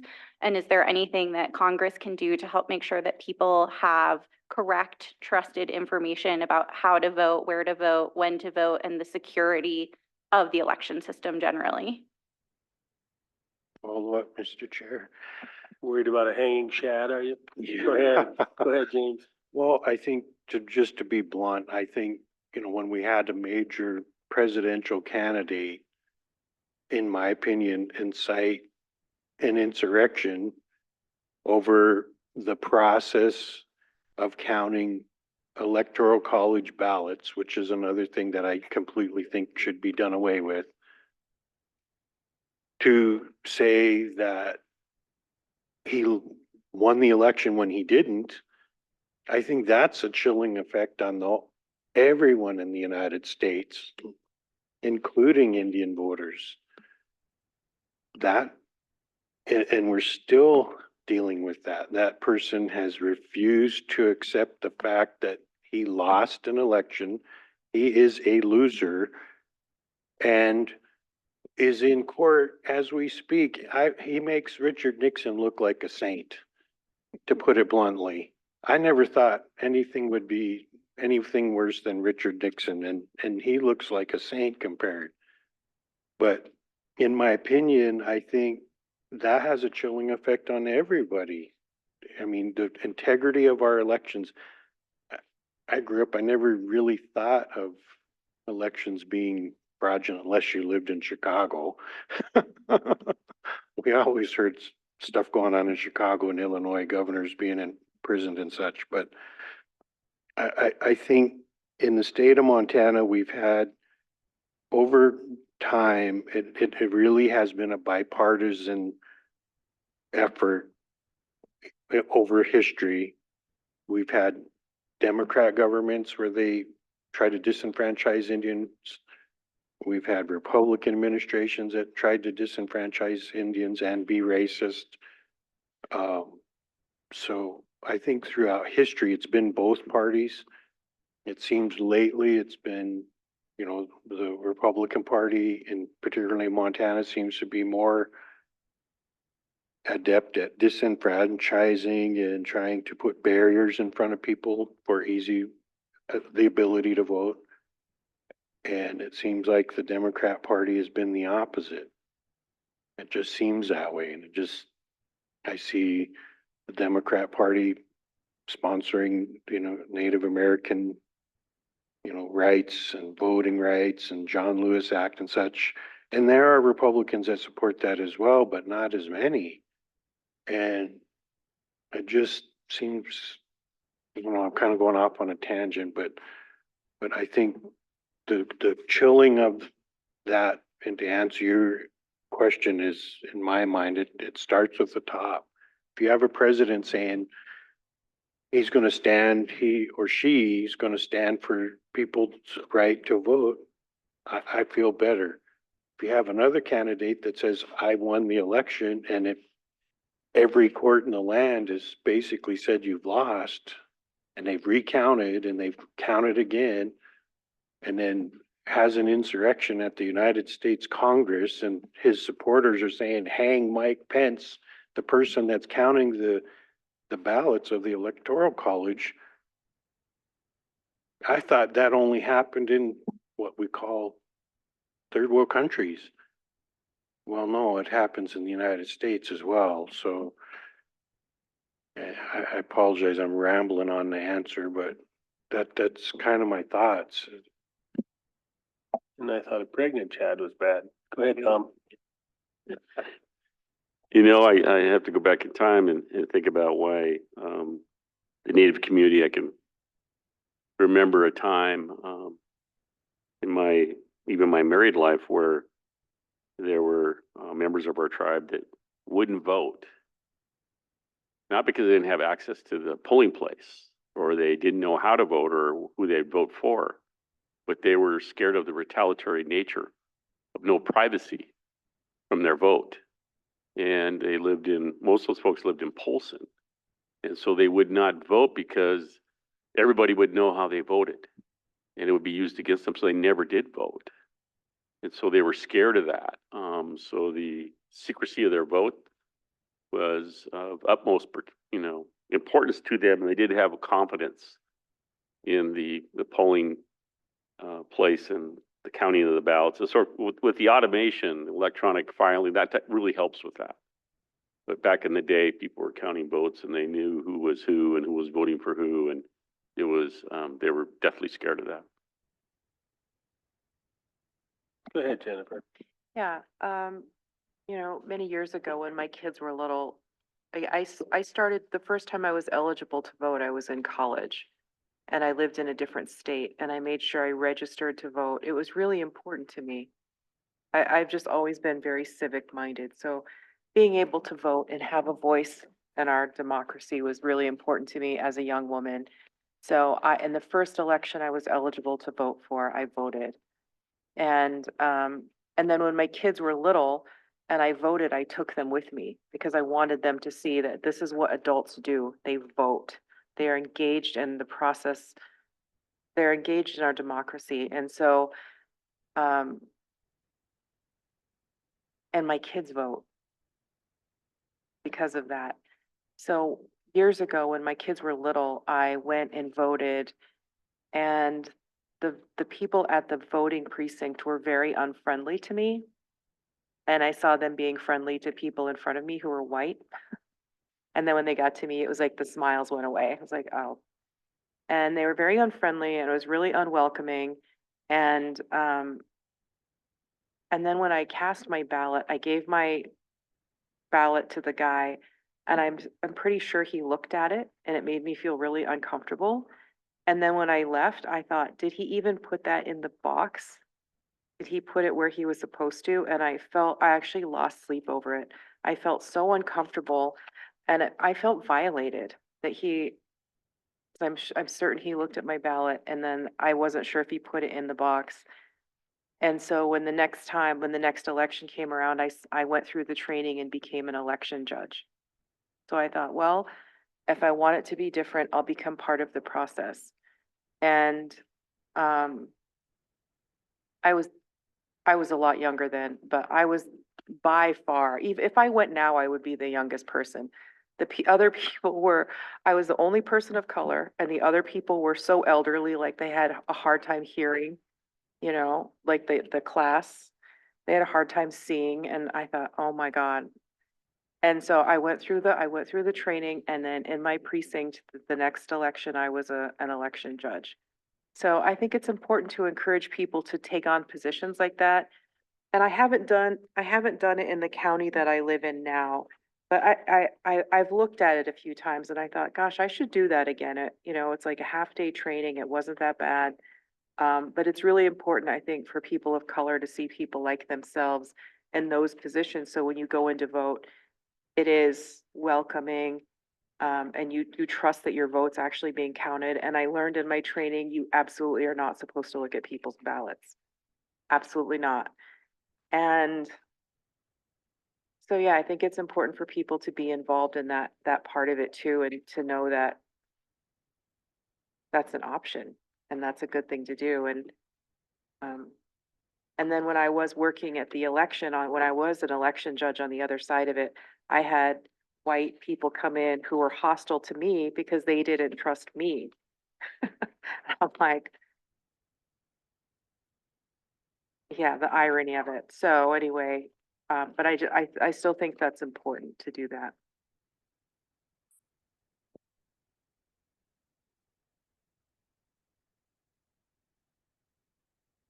I think Lindsay had a question for Jennifer. Lindsay, go ahead.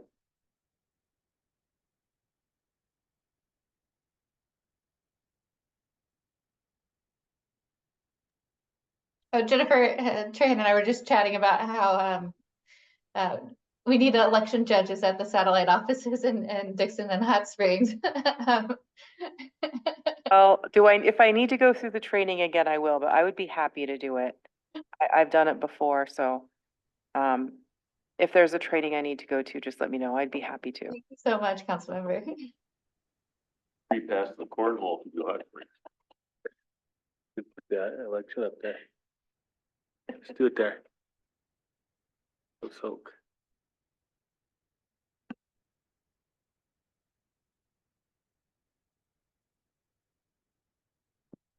Okay, one more follow-up about mail. If a tribal member were to mail their ballot from like their nearest USPS box or post office, would it be routed off the reservation before it gets to the county seat? And how long would that take? Yeah, Mr. Chair, if I may. Thank you, Mr. Chairman. So generally, right now, it'll go to Missoula, get sorted, and it comes back. But there's the US Postal Service within the last 3 months has talked about moving the Missoula distribution center to Spokane. So I know Senator Tester and Daines and Congressman Zinke, I believe, and that other congressman from the other side of the state probably put his $2 in there too. But, it would delay it. It's at least a day, 2 days turnaround, possibly, maybe 3. But depending on where you're at on the reservation, it could be 4 days or 5 days. And yes, Missoula is off the reservation as well as Spokane. Yeah, absolutely. They're both off the reservation. Now, if you could go back and help us with the treaty language, we would be glad to take back that Aboriginal territory we gave up, and it would be back on the reservation, but Even Spokane. even Spokane, yeah. But yes, the answer to the question is yes, it goes off the reservation, then comes back. And then potentially it could go off the reservation to Missoula, be sent to Spokane, come back, and then be distributed on the reservation. So you're talking, if that distribution center gets moved to Spokane, you're potentially talking a week. So I mean, then you're talking about those deadlines when a ballot has to be sent back and all of that. You've got to figure that delay into that process. So the other real quick thing is 1923 Lake County was created by a vote of the citizens. 1923, which citizens are we talking about? Not Indians. And who do we have the biggest fight with often and a variety of things is Lake County.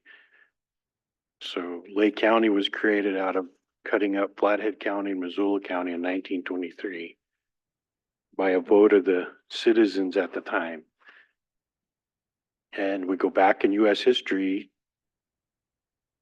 women didn't have the right to vote when the Constitution was settled. Indians didn't have the right to vote, blacks didn't have the right to vote, and I don't think poor white folk had the right to vote either.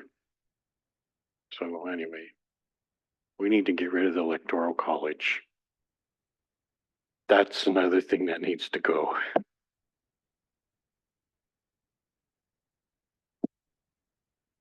May I ask? I appreciate the weaved in opinions. Going back to Lake County and its creation, is there a history of why Lake County was created? Was it created like to disenfranchise people of color or to, like, why was it split off? I think mostly they were tired of control out of Missoula or Kalispell. I ask because in South Dakota, there are some counties that are called unincorporated counties where they like took the local government out of where the natives were and put it into a neighboring county to like disenfranchise. As Native people were becoming US citizens, they did that. So that's why I ask. If I recall correctly, Missoula County didn't want the reservation portion. I mean, they didn't want to deal with it. And so it was like no man's land, and that's how it resulted with Lake County.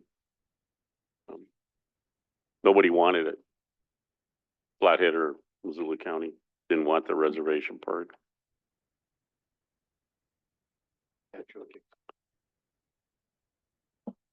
The Indians didn't even want it, but they didn't even ask the Indians.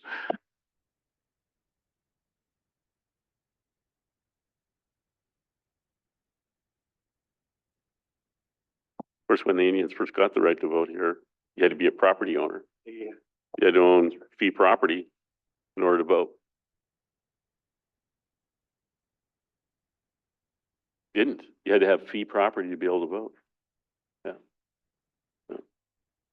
May I follow up on that? Was this reservation allotted? So were there fee property owners at that point? There were. Yes. And when did that change to not being fee property? owner? Oh, Dan might remember. I don't know. Dan might recall that. I don't exactly remember when that change happened.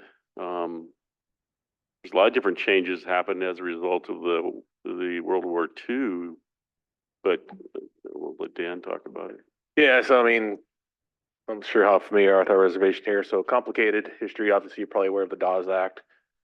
So our tribes, we had our own version of that called the Flat Allotment Act, which first was passed by Congress in 1904. There are numerous amendments to that. With the Flat Allotment Act, it opened up the reservation to allotment.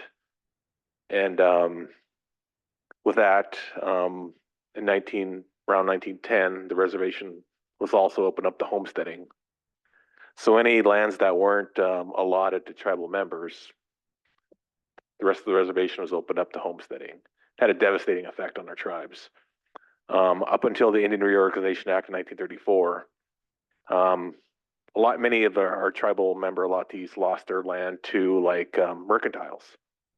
Like over like a $10 debt, for example, on a loaf of bread or whatever other food items that they had purchased. They had a debt, then what the mercantiles would do would take the property, or basically the property would just be deeded to the mercantile. And of course, with homesteading, many folks had land deeded to them from the United States. And so the Indian Regularization Act finally stopped allotment and homesteading, but at that point in time, our reservation, tribal ownership and individual tribal member ownership was down to around 30% of the total land base of 1.3 million acres that the Hellgate Treaty afforded our tribes when our tribal leaders signed that with Governor Isaac Stevens from the Washington Territory back in 1855. So our reservation size is 1.3 million acres now. Like I said, right around the time of the IRA, the Indian Reorganization Act, our tribal ownership was down to around 30%. Through an aggressive buyback program that numerous tribal councils have been working on for decades now, is the buyback land that was tribal land and is tribal land now. And right now our ownership base is over 60% of our original reservation land base that we had in 1855. So with that said, obviously with opening up the reservation to homesteading by Congress, our trustee, the United States, unfortunately, with that said now, and with the opening up the reservation, tribal members are outnumbered by non-Indians, and that's been the case since the IRA of 1934. So, we're going on about 100 years of that right now. This council and previous councils, like I said, have been trying really hard to buy back what was previously ours. And I believe we'll probably try to do that in the future. Whether or not we ever get that number a lot higher, I guess we're hopeful, but I'm not quite sure. So, I mean, we'll do what we can, and obviously, land values in Western Montana in general have skyrocketed since the COVID, and I don't know if that's going to change anytime soon. I'm not a realty specialist by any means, but that may not, and thus it makes it harder for own membership to afford their own properties within the reservation boundaries. So, Mr. Tom? Just want to add the when Dan talks about the homesteading and then individual tribal members who had an allotment in trust, and they ended up having land foreclosed upon them, and then it turned into fee patent property. That ability to vote, there was many tribal members that had their allotment and moved it into fee patent so they could vote. That was the only way they could vote, and they wanted to exercise their right to vote, especially those guys that are World War I veterans and other folks. And so there was not only the stolen land, just the ability to vote. They had to move their property into fee patent ownership to be able to do that. Just footnote. More than a footnote, I think. I said more than a footnote. I think that's a really important point. Well, Mr. Chair, to follow up, the Indian agent was the supreme power on the reservation back in those days and absolutely colluded with the local businesses that Dan talked about.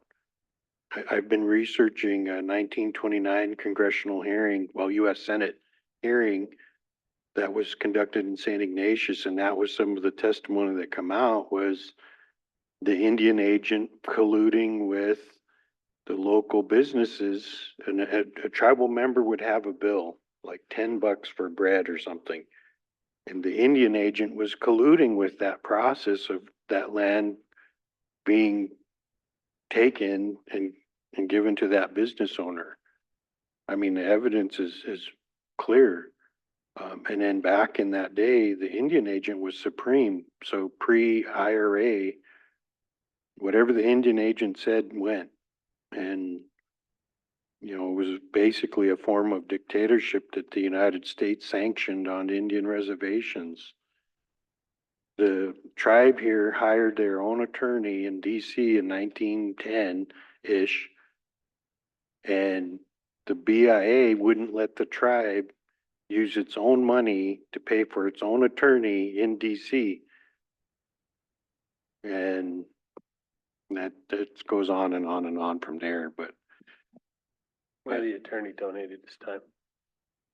so But anyway, it's also interesting that at allotment time. Originally, the allotments were gonna be 40 acres and 80 acres, and then they did determine that, no, we'll allow Indians to have a 80-acre allotment if it's farmable land, and a 160-acre allotment if it's rangeland. Whereas all the settlers that came in got 160 acres no matter what. The Indians had it in trust and couldn't borrow against it, and so they basically had no resources to start farming, to start doing anything on the acreage that they had. Whereas the settlers oftentimes came with money of some sort and then actually could borrow against their property to get everything they needed to farm. And so they were the ones making the profit. And so they were the ones who were able to buy more and more. And the Indians struggled. I saw several reports where Indians actually put their crop in with their fingers.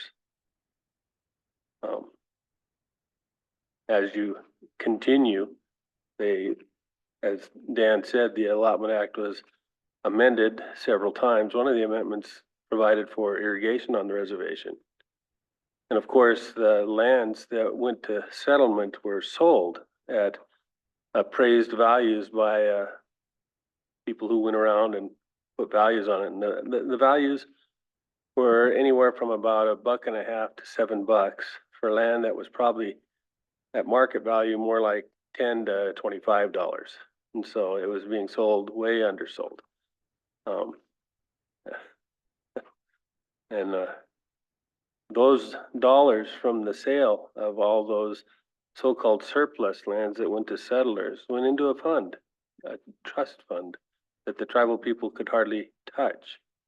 And when the amendment came through, oh, we're going to irrigate the reservation. Oh, we have a fund of money that we can do that with. And so they actually used Indian proceeds that were in the fund to build the irrigation project that the engineers would only deliver to non-tribal farmers.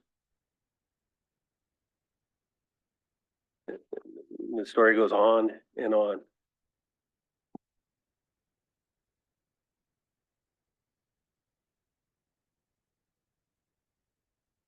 I appreciate hearing the story because I think that it's a really important part of today's relationship and today's conditions.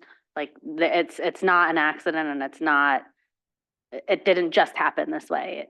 It is part of a long history. And so I think it's important, you know, it's important for us to bring back to Congress and it's important for us to include in the report because the historical conditions are still affecting the today, so.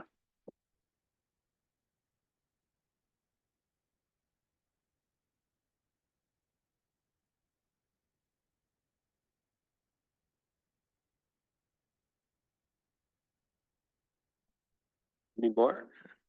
That's all I have for questions, but you know, we're open ears, so. Well, when allotment came, my family was already ranching on the west side of the reservation, probably utilizing 5,000 acres for a ranch of good size. About right for what the area, if you look at what's successful today, ranches of 3,000 to 5,000 acres are what are typical. They went from that 5,000 acre ranch to 120 acre allotment overnight because of the federal government. so Chair, Go ahead, James. our Tom and I's uncle, he talks about right around 1910 Homestead, he would ride a horse from St. Ignatius up to Nirata on the north end of the res to go visit the Northern McDonald family.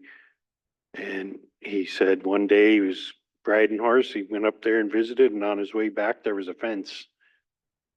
And that for him was the realization of the allotment and homesteading and all of that. A fence popped up in the middle of the reservation where he'd been able to ride horseback from St. Ignatius to the northern end of the res with no fences. But he said, I was riding horse on the way back and boom, there's a fence. So, I mean, from that history isn't that far away. You know, I mean, we have people that lived during that time of the allotment. And when I was a kid listening to that, I'm like, it was inconceivable to me to realize there was a time that there were no fences on the reservation. We owned everything. But in just that, my uncle's lifetime, he experienced that.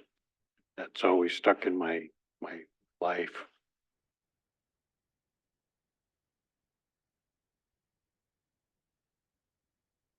Well, thank you, ladies. Thank you so much for welcoming us. Appreciate it.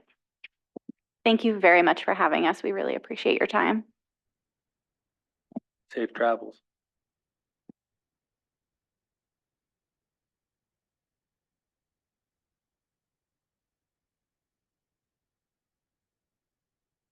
No, wait a Motion minute, to, what? wait a minute. Who's gonna be available tomorrow to go to the admin luncheon at Cotuckna? I'll be there, Jennifer. Okay, I live in Polson. I'll just walk down. hey, okay. Yeah. Okay, so you'll be the welcoming, Jennifer? You'll do the welcoming? Sure, if you want me to, Okay. I Just wanted to know so we could put it on the agenda. okay, sure, I'll be there by 10:30. Okay, I'll just walk down. okay. Okay. Motion by Jennifer. I was gonna pop my head in. I gotta be there for a meeting at 12:30. Yeah, you can be there for the, like, prayer before we eat lunch, I don't know what time's lunch. noon. Yeah, maybe. If you show up, we might just pull you up to say something then. Are you the MC? No, Who's the MC? some guy named Mitch. Mitch? Yeah. Okay.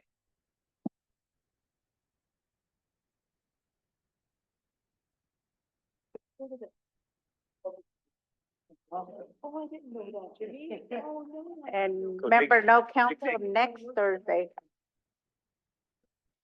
No council next Thursday. Next council. This is council Thursday.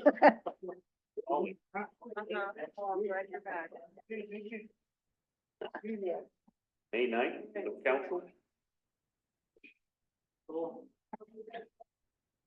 I'm kind of afraid the next week might be really in trouble. A lot of people are talking about traveling that next week after that.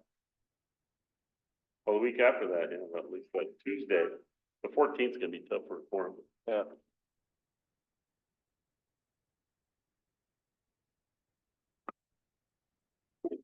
I'm glad to not be going anywhere finally for a while. See, once you went to